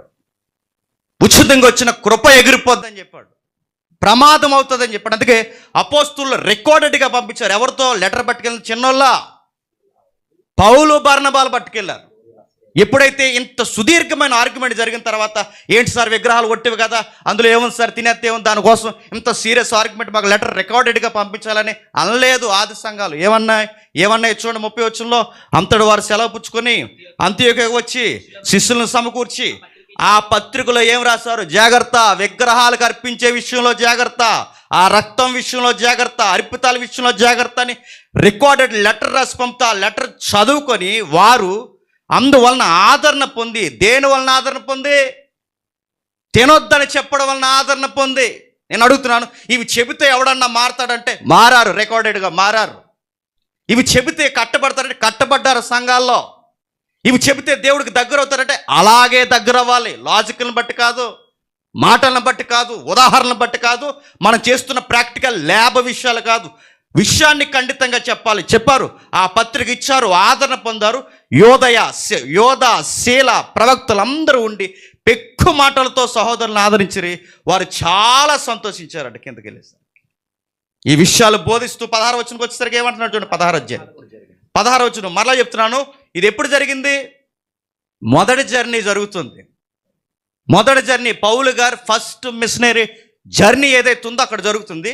రెండవది ఏం జరుగుతుంది ఆ జర్నీలో? 16 అధ్యాయం సంఘాలకి పౌలు, బర్నబా, ప్రవక్తలు, శీల, యోధ వీళ్ళందరూ ఏం చెప్పుకుంటూ తిరుగుతున్నారు చూడండి. ఏం చెప్తున్నారు? 16 అధ్యాయం 4వ వచనం. వారాయ పట్టణముల ద్వారా వెళ్ళుచు యెరూషలేములో ఉన్న అపోస్తులను, పెద్దలను నిర్ణయించిన విధులను ఆర్డర్స్, కమాండ్స్. ఏ విధులు నియమించారు? ఏ విధులు, ఏ కమాండ్స్ ఇచ్చారు? విగ్రహాల జోలికి పోవద్దు, వాటి అర్పించే విషయాలు తినొద్దు, వాటి విషయాలు ఏవైతున్నా వాటికి దూరంగా పారిపోవడి, వాటితో జాగ్రత్తగా ఉండని ఏవైతే కమాండ్స్ ఇచ్చారో ఆ విధులను గైకొనవలనని వాటిని సంఘాలకు అప్పగించిరి. గనుక సంఘము విశ్వాసమందు స్థిరపడి ఏ విషయమందు స్థిరపడి? ఏదైతే పత్రికలో ప్రస్తావించారో, ఏదైతే దేవుని ఆత్మచేత నడిపింపబడ్డారో, ఏదైతే కమాండ్స్ విధులుగా అనుగ్రహించారో వాటి యందు స్థిరపడి అనుదినము లెక్కకి సంఘములు హెచ్చరించను. సత్యం చెబితేనే సంఘంలోనికి అన్యుడైనా చేర్చబడతాడు. లాజికల్ చేత రక్షించలేం. నువ్వు మా క్రిస్మస్ కేక్ తిను, మేము నీ ప్రసాదాలు తింటామంటే రక్షింపబడరు. దేవుడు ఎక్కిరిస్తాడు, ఉమ్మేస్తాడు, కత్తేసుకుని వస్తాడు, జాగ్రత్తగా ఉండమని చెప్తాడు. మీ మేలుకరమైన క్షేమకరమైన విషయాన్ని మీరు కోల్పోతారని చెప్పాడు. ఎంత సీరియస్గా కమాండ్ చేస్తే, ఎంత సీరియస్గా పత్రిక రాసిస్తే ఎటకారంగా పౌలు గారు 2 కొరింథీ పత్రిక రాసి పర్లేదులే అని స్వేచ్ఛిస్తాడా? 50-50 వేస్తాడా? పౌలు గారు 50-50నా అని అడుగుతున్నాను. వీళ్ళు అనుకునే రెఫరెన్స్ ఏమనుకుంటారు చెప్పినా? నేను కోట్ చేస్తున్నాను చూడండి. నెక్స్ట్ విషయానికి బాగుంటుందని. వీళ్ళు ఏమనుకుంటారంటే ఇది బోధించే వాళ్ళు, అన్నతో పాటు ఇది బోధించే వాళ్ళు, విగ్రహాలు వాటి విషయంలో వీళ్ళు అనుకుంటారు ఏమంటే, విగ్రహం ఒట్టిది కనుక తినేచ్చు అంటే యెజబెల్ ఇదే చెప్పింది ప్రకటన గ్రంథంలో, నికోలాయితులు ఇదే చెప్పారు. ఎవరైతే ఉన్నారో నాస్టిజం, తర్వాత విషయంలో వాళ్ళ ఫిలాసఫీలు కూడా ఇవే. ఒట్టిది నాస్టిజం పక్కన పెట్టండి. ఒట్టిది కనుక తినచ్చు అంటారు 4వ వచనం. 7వ వచనంలో జ్ఞానవంతులు కనుక తినచ్చు అంటారు. 8వ వచనంలో తినకపోయినా తినినా ఏమీ లేదు కనుక అంత పెద్ద సీరియస్ మ్యాటర్ కదా తినేస్తారు. 9వ వచనంలో జ్ఞానులకు స్వతంత్రం ఉంది కనుక తినచ్చు అంటారు. ఈ 4 రిఫరెన్స్ అండి వీళ్ళకి తినడానికి బేసు. 7 సంగతి తర్వాత తెలుస్తారు. ముందు మరో విషయం తెలుద్దాం. అసలు ఎంత సీరియస్గా దేవుడు తీసుకుంటాడు, ఎంత సీరియస్గా తీసుకుంటే ఒకసారి 18వ అధ్యాయం వచనం. కొరింథీ పత్రిక 18వ అధ్యాయం మొదటి వచనం చూడండి. కొరింథీ పత్రిక ఎప్పుడు స్టార్ట్ అవుతుందో జర్నీ మనకు అర్థమవుతుంది. 18వ అధ్యాయం 2వ వచనం. యూదులందరూ రోమ ఇడిచిపోవాలని క్లౌదియ చక్రవర్తి ఆజ్ఞాపించినప్పుడు వారు ఇటలీ నుండి కొత్తగా వచ్చిన వారు ఉత్తిక డేరాలు కుట్టేవారు. పౌలు అదే వృత్తి గలవాడు కనుక వారు కాపురు ఉండెను. ఇక్కడ జరుగుతున్న విషయం, కొరింథీ సంఘం అకుల ప్రిస్కిల్ల ఇంటి దగ్గర కట్టబడింది. ఇక్కడ జరిగిన రాజకీయాలు, జర్నీలు మనకు అన్నీ తెలుసు. 8వ వచనం. ఆ సమాజపు అధికారి క్రిస్పు తన ఇంటి వారందరితో కూడా ప్రభువునందు విశ్వాసముంచెను. మరియు కొరింథీలలో అనేకులు విని విశ్వసించి బాప్తిజం పొందురు. కొరింథీ సంఘంలో ఏం చెప్తాడంటే, అపోస్తుల దగ్గర ఏమో పౌలు గారు ఊకొట్టి పక్కకెళ్ళి కొరింథీలకు ఇంకో మాట చెప్తాడా? 50-50యా? అపోస్తులు ఏది చెప్పాడో 16 అధ్యాయంలో అదే చెప్పాడు. 16 అధ్యాయంలో ఏం చెప్పాడో సంఘాలన్నిటికీ అదే చెప్పాడు. సంఘాలన్నిటికీ ఏం చెప్పాడో కొరింథీ సంఘాన్ని కూడా అదే చెప్పాలి. అపోస్తుల దగ్గర అని వెనక్కి వెళ్ళి ఇంకొక యాక్టింగ్, నటనా కౌశల్యం పౌలు గారికి లేదు, నటించరు. ఏదైతే చెప్పాడో అదే స్టిక్ ఆన్ అయి ఉంటారు, అదే మాట్లాడతారు. మరి 8వ అధ్యాయం ఉందంటే చూద్దాం. ఆ 8వ అధ్యాయం సంగతి చూద్దాం. ప్రకటన గ్రంథం ఒకసారి చూద్దాం. ప్రకటన గ్రంథం 2వ అధ్యాయం. ప్రకటన గ్రంథం 2వ అధ్యాయం. క్రైస్తవులు వీటిని తింటే ఎంత సీరియస్ ఉంటుందో చెప్తున్నారు చూడండి. ప్రకటన గ్రంథం 2వ అధ్యాయం 14 వచనం నుండి. నేను నీ మీద కొన్ని తప్పిదములు మోపవలసి ఉన్నది. ఏంటట? ఏం మోపుతాడట? ఎవరు మోపుతారట? ఎవరు మోపుతారట? ఇందాక అన్న ఒక మాట అన్నాడు, ప్రభు ఎక్కడైనా ఇలాంటి విషయాలు మాట్లాడట. మరి ప్రకటన గ్రంథంలో మాట్లాడుతున్నది ఎవరు? యోహానా? సంఘాలతో మాట్లాడుతున్నది ఎవరు? కవ? రచయిత? ఆదరు మాటలు అవి. ప్రకటన గ్రంథం 7 సంఘాలతో ప్రభు ఎక్కడైనా ఇలాంటి విషయాలు మాట్లాడి దులుమాడేశాడు, ఊరుకొని అన్నాడు, ఉమ్మేసేస్తానన్నాడు. చిన్న విషయాలు మాట్లాడాడు ఆయన. ఏమంటున్నాడు చూడండి, నీ మీద కొన్ని తప్పుదములు మోపవలసి ఉన్నది. అవి ఏమనగా విగ్రహములు బలిగా ఇచ్చిన వాటి విషయమై తినునట్లు, జారత్వం చేయనట్లు ఇశ్రాయేలుకు ఉరి ఒడ్డవలమని బాలాకు నేర్పిన బిలాము బోధను అనుసరించి వాళ్ళు పెరగమా నీలో ఉన్నారు. బిలాము గాడు చేసిన అని ట్రాప్ నీలో వేసే వాళ్ళు ఉన్నారు. అని ట్రాప్, మళ్ళీ చెప్తున్నాను, అని ట్రాప్. బిలాము చేసే విషయాలు ఇక్కడ చేస్తున్నారు సంఘంలో. యెజబెలు బోధలు, నెక్స్ట్ తుయతెర అక్కడ జరుగుతున్నాయి. ఈ విషయాలన్నీ మాట్లాడుతూ ఏమంటున్నాడండి? బిలాం బోధ కోసం మాట్లాడాడు. అక్కడ కొన్ని వచనాలు చెప్తున్నాడు చూడండి. 16వ వచనంలో మారు మనసు పొందాలన్నాడట. ఏ విషయంలో మారు మనసు పొందాలండి? ఇక్కడ వీళ్ళకి రక్షణ లేదా? ఏ విషయంలో మారు మనసు పొందాలి? ఆ బిలాము బోధ విషయంలో మారు మనసు పొందాలి సంఘమా. హతసాక్షి, ఈ సంఘంలో హతసాక్షి ఉన్నాడు. ఈ సంఘంలో అంతిప్య అనే ఒక హతసాక్షి ఉన్నాడు. వీళ్ళకి ఏ విషయంలో మారు మనసు అవసరం? ఆ దుర్బాధ మీరు పెట్టినారు, ఆ దుర్బాధ విషయంలో మీరు మారు మనసు పొందాలి. ఏ విషయంలో మారు మనసు పొందాలని చెప్తున్నాడు? కొన్ని పదాలు ఉన్నాయి అక్కడ, మీరు నోట్ చేసుకోండి.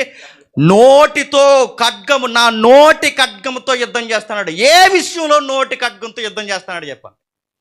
విగ్రహాలకు అర్పించినవి తినొచ్చని నమ్ముతున్నావు సంగమా. ఆ బోధను స్వీకరిస్తున్నావు కనుక నోటితో వచ్చే ఖడ్గంతో యుద్ధం చేస్తున్నాడు.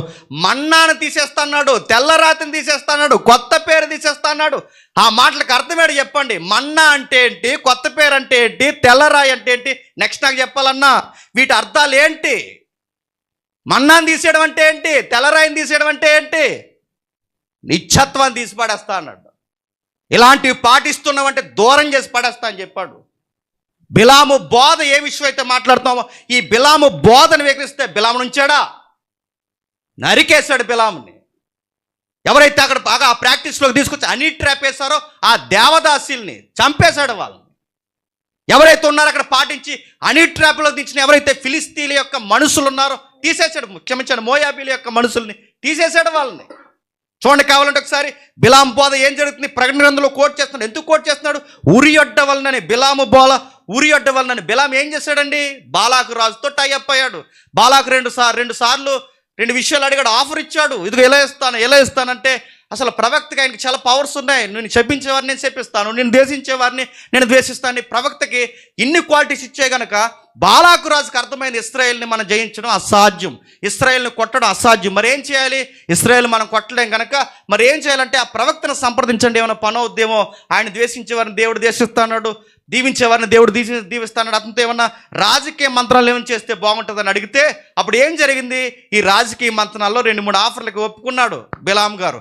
ఒప్పుకుని ఏమన్నాడంటే, అయ్యా నేను దేవుడికి ఎదురెళ్ళలేను, నేను ఏమీ చేయలేను, ఇశ్రాయేల్ ప్రజలు నేను ఏమీ చేయలేను కనుక ఒక విషయం చెప్తున్నాను, మీరు ఒక పని చేయండి. నేను అలాగా ప్రజలు అక్కడ ఉంటారు, వాళ్ళు వచ్చినప్పుడు వాళ్ళు ఒక సజెషన్ ఇచ్చేటట్టు ఏంటంటే మీ స్త్రీలను ప్రేరేపించండి. ఇశ్రాయేల్ పురుషుల మీదకి స్త్రీలు ఎవరైతే ఉన్నారో ఆ స్త్రీలు దిగుతారు. ఆ దిగి వాళ్ళు ఏం చేశారు అంటే సలహా ఇచ్చాడు. అంటే వీళ్ళ స్త్రీలు ఎప్పుడైతే దిగుతారో అక్కడ దేవజాతి అనే వ్యవస్థ హిస్టరీ, ఆ దేవదాసీలు ఇశ్రాయేల్ పురుషుల మీద వ్యామోహానికి గురి చేసి వాళ్ళు తీసుకుని వచ్చి వాళ్ళు ఏం చేస్తారు ఒకసారి సంఖ్యాకాండం చూడండి. సంఖ్యాకాండం 25వ అధ్యాయం, త్వరగా సంఖ్యాకాండం 25వ అధ్యాయం, సంఖ్యాకాండం 25వ అధ్యాయం. అక్కడ ఏం జరుగుతుందంటే వాళ్ళ దేవతలు మొరుకున్నట్లును వాటిని తిననట్లును వ్యభిచారం చేయించి ఇలాంటి పనులు చేయిస్తారు. చేయిస్తే ఏం జరిగింది? 24,000 మంది చనిపోయారు. 24,000 మంది. నేను అడుగుతున్నాను, 24,000 మందిని ఈ కుళ్ళ ఐడియా ఇచ్చింది ఎవడు చెప్పండి? అయ్యా ఇశ్రాయేల్ నువ్వు టచ్ చేయలేవు, నేను టచ్ చేయలేను, కానీ ఇశ్రాయేల్ మీద దేవుని కోపమే రగిలిపోవాలంటే నా దగ్గర ఒక ఐడియా ఉంది. ఐడియా ఏంటంటే వాళ్ళని విగ్రహాలకు మొక్కేలా చెయ్యండి, నీ చేతికి మట్టి అంటుకుంది, నా చేతికి మట్టి మొత్తం ఆయన కొట్టుబడతారు అన్నాడు. హనీ ట్రాప్ వేసాడు వాడు. ఇలాంటి విషయాలు ఏవైతే ఉన్నావో పెద్దలు ఉసుకలిపడి ఏం జరుగుతుంది వచనాలు చెప్తాను చూడండి. ప్రతిమలకు మొక్కడం వలన 25:4 ప్రతిమలకు మొక్కడం వలన అధిపతులు ఉరిదీశారు. ప్రతిమలకు మొక్కడం వలన సర్వ సమాజంలో 24,000 మంది చనిపోయారు. ఈ కార్యాన్ని యెహోవా వారవలేకపోయాడు. 25:11 వారవలేకపోయాడు. ఏ కార్యాన్ని వారవలేకపోయాడు? విగ్రహాలకి మొక్కడం, అర్పించినవి తినడం, వాటి విషయంలో యెహోవా వారవలేకపోయాడు. ఫినిహాసు ఎలా అయితే వారవలేకపోయాడో నేను కూడా వారవలేకపోయానన్న పదాన్ని వాడంటే ఈ ఆచారాల జోలికి పోతే దేవుడు వారవలేడు, దేవుడు ఒప్పుకోడు, దేవుడు అస్సలు ఒప్పుకోడు. అసలు అడుగుతున్నాను, ఎక్కడండి విగ్రహాలని సపోర్ట్ చేసింది? ప్రవక్తుల పాత నిబంధన అంతా అదే ఉంటుందండి. మీరు ఒక ఎమోషనల్గా చెప్పొచ్చు, దేవుడు తన సంఘాన్ని వెళ్ళి వేరొకరిని మొక్కుతుంటే ఆయన ఫీల్ అవుతాడు, తన స్థానాన్ని వేరుగా. అవును, అదే అడుగుతున్నాను. కన్యకగా సంబంధం నిబంధన చేసుకున్న సంఘము పోయి ఎవరికో అలాంటి మొక్కులు అలాంటి విషయాల ముందు నిలబడి మనసులో నువ్వే ఉన్నావు కానీ ఎదురుగా మాత్రం దండం పెడుతున్నానంటే ఆ ఫీలింగ్ ఎలా ఉంటుందండి? ఇశ్రాయేలుని ఎలా తిట్టాడు? ప్రతి పచ్చని చెట్టు కింద వ్యభిచరించాడు అన్నావు. ఏంటి ఆ భాష ఏంటంటే అది? ప్రతి రాతితో వ్యభిచరించాడు అన్నాడు. ఏంటి దాని భాష ఏంటి? నిన్ను భార్యగా చేసుకున్నా అన్నాడు. నేను నాకు సత్తువుగా చేసుకున్నా అన్నాడు. ఈ విషయంలో మాట్లాడాడు ఆయన. ఇంకేం మాట్లాడుతున్నాడు? యెజబెల్ అనే స్త్రీతో మాట్లాడుతున్నాడు. చూడండి ఒకసారి యెజబెలుతో ఇదే ప్రకటన గ్రంథం 2వ అధ్యాయం, థియోతెర సంఘంతో మాట్లాడుతున్న 2వ అధ్యాయం ఒకసారి చూద్దాం. 20 వచనం. అయినను నీ మీద ఒకటి తప్పు ఒకటి మోపవలసి ఉన్నది. ఏమనగా తన ప్రవక్తనని చెప్పుకొనుచున్నా యెజబెలను స్త్రీని ఉండనిచ్చుతున్నా. ఏం చెప్తుంది యెజబెల్? ఏం చెప్తుంది? జారత్వం చేయొచ్చు. బాగా ఉన్నాడు కేటగిరీ. మొన్న ఒక ఆయన ఎవరో షార్ట్ ఫిల్మ్ తీసి ఒక మాట అన్నాడు, అంటే ఈ యెహోవా దేవుడికి విగ్రహార్పితాలు చేస్తేనే కోపం వచ్చేస్తుంది, ఇంక నెక్స్ట్ జారత్వం చేసినా వ్యభిచారం చేసినా అంత కోపం రాదని ఎట్టకారం చేసి వీడియో పెట్టాను. నేను వాళ్ళందరికీ అడుగుతున్నాను, వ్యభిచారము, ఆకారాల యొక్క ఆరాధన, జారత్వం ఇవన్నీ ఒకే కేటగిరీ అండి. ఒకేలా ఉంటుంది పనిష్మెంట్ ఇవన్నీ. అందుకే ఎక్కడ విడదీయలేదు ఆయన, ఎక్కడ విడదీయలేదు, ఒకే కేటగిరీలో వేసాడు చూడండి. ఇక్కడ ఆత్మీయ అర్థం కూడా ఉంది. జారత్వం అంటే విగ్రహాల జోలికి పోవడం కూడా ఆత్మీయ జారత్వమే. చెప్పండి. విగ్రహములకు బలి ఇచ్చిన వాటిని తిన్నట్లును అది నా దాసులకి బోధించుచు వారిని ఎవరు మోసపడుతున్నారు? విగ్రహాలకు అర్పించినవి తినడం అనేది ఏ బోధ అండి? మోసపరిచే బోధ. విగ్రహాలకు అర్పించినవి తినొచ్చని మోటివేషన్ చేసే బోధ, మోసపరిచే బోధ, దయ్యాల బోధ, ఆత్మల బోధ. అందుకే యెజబెల్ అంటున్నాడు, విగ్రహాలు బలిచ్చిన వాటిని తిన్నట్టు అది నా దాసులకి. దాసులు అంటే ఎవరండి? క్రిస్టియన్స్, విశ్వాసులు, బిలీవర్స్, సంఘము. వీళ్ళకి బోధిస్తుంటే వాడిని ఏమన్నాడు? మోసపరుస్తుంది. మారు మనసు పొందుటకు నేను దానికి సమయం ఇచ్చింది. ఏ విషయంలో మారు మనసు పొందమంటున్నాడు చెప్పండి? ఇక్కడ ఏ విషయంలో మారు మనసు పొందాలి? ఇంకా వాళ్ళు బాప్టిజాలు లే వాళ్ళకి. ఏ విషయంలో మారు మనసు పొందాలి? ఇక్కడ మారు మనసు పొందుతున్న దేని విషయంలో? నువ్వు ఆచరిస్తున్న ఏవైతున్నావో ఆ దుర్బోధ విషయంలో మారు మనసు పొందావా? సరే. పొందకపోతే ఏమన్నాడో 22 వచనంలో మంచం పట్టించేస్తా అన్నాడు. మంచం పట్టిస్తాడట. నెక్స్ట్ బహుశ్రమల పాలు చేస్తాడు. అక్కడ ఉంది, నీ పిల్లలు నిశ్చయంగా చంపేస్తాడు. అంతే. ఎవరిని? ఈ బోధ వింటే ఇంత ఎఫెక్ట్ ఉంది, ఇంత ప్రమాదం ఉంది. వీటిని పాటిస్తే మంచం పట్టిస్తా అన్నాడు, శ్రమల పాలు చేస్తా అన్నాడు, పిల్లలు లేకుండా చేస్తా అన్నాడు. ఎక్కడండి ఇంత ఈజీగా బైబిల్ ఎక్కడ తీసుకుందండి ఈ విషయంలో? ఎక్కడ తీసుకుని చెప్పండి ఈ విషయంలో? ఎక్కడా లేదు. అస్సలు ఊరుకొని అన్నాడు. ఇక్కడ మళ్ళీ చెప్తున్నాను, ఏ భారం పెట్టనన్నాడు 24 వచనంలో. ఏ భారం? 24 వచనంలో ఈ బోధన అంగీకరింపగా సాతాను యొక్క ఈ బోధ వెనకాల ఎవరున్నారట? సాతాను యొక్క గూఢమైన సంగతులు తినొచ్చు, పర్లేదు, నుంచోవచ్చు, ఏమీ లేదు, ఈ ప్రతిమల వెనకాల ఏమీ లేదన్న ఈ మోటివేషన్ బోధ వెనకాల ఎవరున్నాడట? సాతానుగా ఉన్నాడట. వాటిని ఎరుగమని ఎవడైతే చెప్పుకుంటాడో వాళ్ళ విషయం చెప్తున్నాను. ముందు వీటి విషయంలో జాగ్రత్త. మీపై మరి ఏ భారమో పెట్టనన్నాడు. ఏ భారం అంటే ఇది ఇంపార్టెంట్ అయ్యా, ఇది ఇంపార్టెంట్. ముందు క్షమించండి ఆ భాష వచ్చినందుకు, మాది ఈస్ట్ అన్న కొంచెం అలా వస్తుంది. ఏ భారం పెట్టుకోకండి. ఏ భారం అంటే అన్నిటికన్నా ప్రాముఖ్యమైన భారం ఏంటంటే ఇదిగో, ఇది భారం. ఇది భారమా కాదా? ఇది కమాండా కాదా? ఇది పాటించాలని చెబుతున్నాడా లేదా? ఎంత ఈజీ. అరే చిన్న విషయం దీన్ని అంత హైలైట్ చేస్తున్నాడు జీవితం అంటే, మరి నాకు 10 లక్షలు కలిసి వస్తాయి, ఎందుకు చేస్తానండి? నాకు అవసరమా? అన్న నమ్మంటే నేను నమ్ముతాను, అన్న తింటే నేను తింటాను, నాకు ఇబ్బంది ఏముంది? బైబిల్ చెప్పినప్పుడు ఇది సీరియస్ విషయం ఉంది. అందుకే నేను చెప్తున్నాను వీటి విషయంలో జాగ్రత్తగా ఉండాలని. నేను ఎందుకు సెన్సిటివ్ చేస్తానండి? సొసైటీకి వ్యతిరేకంగా నాకు ఇష్టమా? సొసైటీకి ఎదురు నిలబడడం నాకు ఇష్టమా? ఇవన్నీ ఎక్కడి నుంచి ఉన్నాయి? ఇవన్నీ ఎక్కడి నుండి ఉన్నాయి? నిర్గమాకాండం దగ్గర నుంచి ఉన్నాయి. నాకు మళ్ళీ చెప్తున్నాను, నాకు కూడా కొన్ని ఐటమ్స్ ఇష్టమే, పేర్లు చెప్పను కానీ నాకు ఇష్టమే. కానీ ప్రభు తినొద్దన్నాడు, వాడి జోలికి పోవద్దన్నాడు. సంఘములతో ఆత్మ చెప్పుచున్న మాట అక్కడ ఎవరు చెప్తున్నారంటండి? ఈ మాట సంఘములతో ఆత్మ చెప్తున్న మాట, ఈ మాట ఎవరు చెప్తున్నారండి? ఆత్మదేవుడు చెప్తున్నాడు. ఆత్మదేవుడు చెప్పిన మాట అంత ఈజీయా? అపోస్తుల కార్యంలో ఆత్మకును మాకును దోస్తున్నదన్న మాట అంత ఈజీయా? పరిశుద్ధాత్మ వ్యతిరేకమైన లూజ్ టాక్ మాట్లాడడం అంత ఈజీయా? పర్లేదా? నేను మళ్ళీ చెప్తున్నాను, ఇప్పుడు ఏదైతే అన్న బోధ స్టాండింగ్లో చెప్తున్నాడో నేను విన్నదే, నాకు తెలియదు ఏం కాదు, నేను చూసిందే. నేను కొత్తగా ఏదైనా ప్రిపేర్ అయ్యి వస్తాను అనుకున్నాను అన్నయ్య, కానీ ఇంకా విషయాలు ఇంకా డెప్త్కి వెళ్ళాలని నేను కోరుకుంటున్నాను. ఇంకా చెప్పాలి, ఇంకా టైం ఉందండి నాకు, ఇంకా 6 నిమిషాలు ఉంది. మరో విషయం చెబుతున్నాను, నిర్గమాకాండం. యాకోబు గారు కానీ పేతురు గారు కానీ అక్కడ నిలబడినప్పుడు వాళ్ళ టెక్స్ట్ ఇందాక అన్న ఒక మాట అన్నాడు, యోధ మతం వేరు మన మతం వేరు, వాళ్ళ నిబంధన వేరు మన నిబంధన వేరు అని ఒక మాట అడుగుతున్నాను.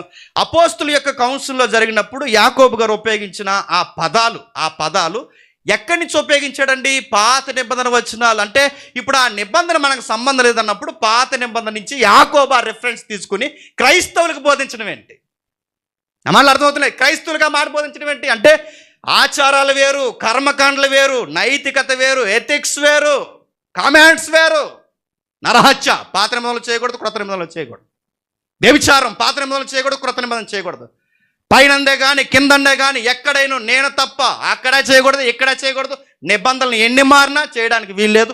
నిబంధనలు ఏం మారాయి, ఏమున్నాయి ఇవన్నీ తెలియద్దండి. నిర్గమాకాండం చూడండి, నిర్గమాకాండం 34వ అధ్యాయం, నిర్గమాకాండం 34వ అధ్యాయం 15వ వచనం, నిర్గమాకాండం 34వ అధ్యాయం 15వ వచనం. త్వరగా ఆ దేశపు నివాసులతో నువ్వు నిబంధన చేసుకోకూడదు, జాగ్రత్త పడు.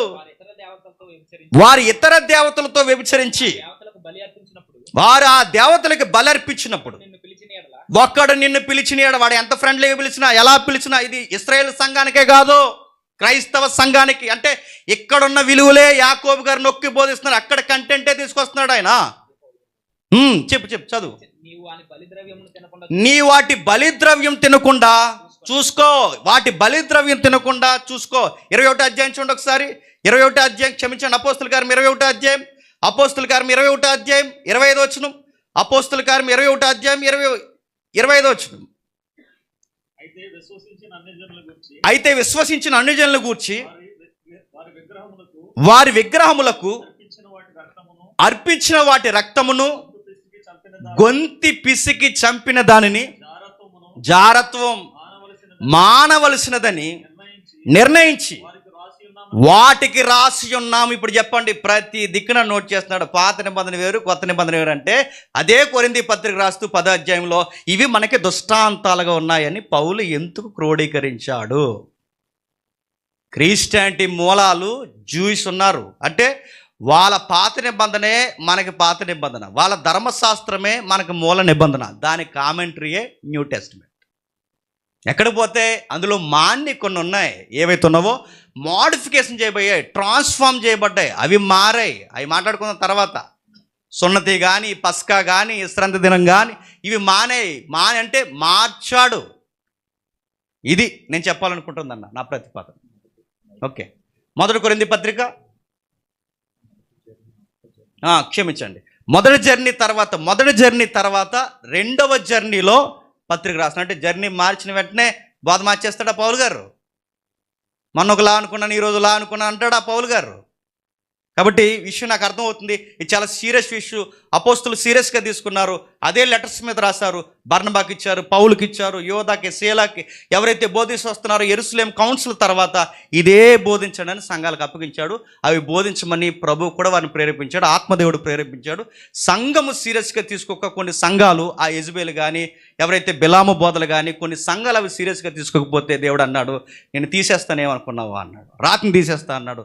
ఇంతను బట్టి ఇంత సీరియస్ విషయాన్ని అంత సింపుల్గా తీసుకోవడం మంచిది కాదు. దయచేసి మనసును బట్టి అపోనెంట్ అన్న ఎవరైతే ఉన్నారో ఆలోచించాలని నేను కోరుకుంటున్నాను. ఓకే, మరొకటి, యేసుక్రీస్తు వారిని మరలా అడుగుతున్నాను, నేను ప్రశ్న అడుగుతున్నాను. యేసుక్రీస్తు వారు ఎక్కడైనా విగ్రహాలు కనిపించినవి తిన్నా పర్లేదని అన్నాడా? మీ లాజిక్ ప్రకారం అడుగుతున్నాను. తిన్నా పర్లేదని ఎక్కడన్నా అన్నాడా? తినినా పర్లేదని ఎక్కడైనా క్షమించాడా? నెవర్. పౌలు గారు కూడా మళ్ళీ చెప్తున్నాను, కొరింథీ పత్రిక మళ్ళీ మీకు ఎండింగ్ ఇస్తూనే చెప్తున్నాను. పౌలు గారు 8వ అధ్యాయంలో విగ్రహాలకు అర్పించింది తినొచ్చని అంటే ఫస్ట్ రౌండ్లో నేను ఆపేస్తాను.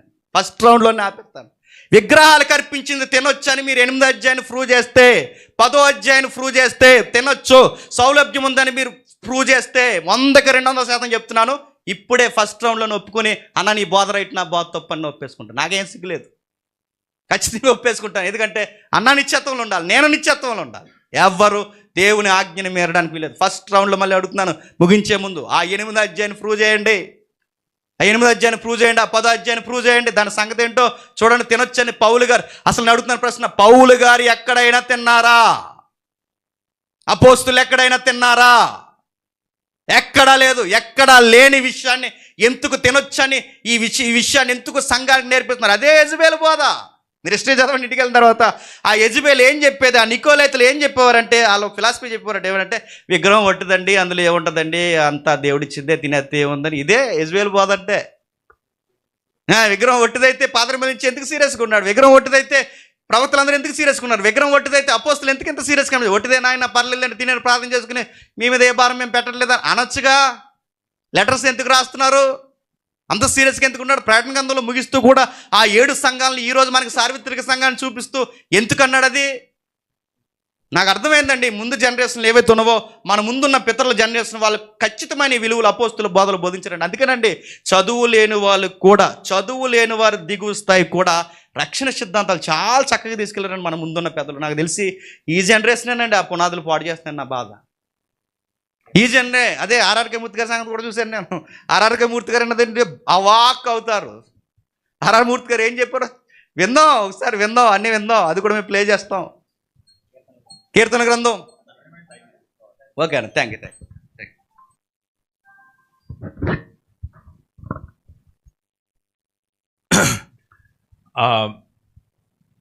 ఇప్పుడు 15 minutes ఈచ్. లేదండి, మీకు పెట్టిన చూడండి, వాట్సాప్ చూడండి, 15 minutes పెట్టాను. 20 minutes వద్దన్నారు మీరే, 20 minutes ఎక్కువ అని మీరే అన్నారు. సో 15 minutes మాత్రమే, అంతేనా? ఓకే, చాలా ఎక్కువైపోతుంది. ఆ తర్వాత మనకు 10 minutes తీసుకుంటాం. ఓకేనా? Over to you.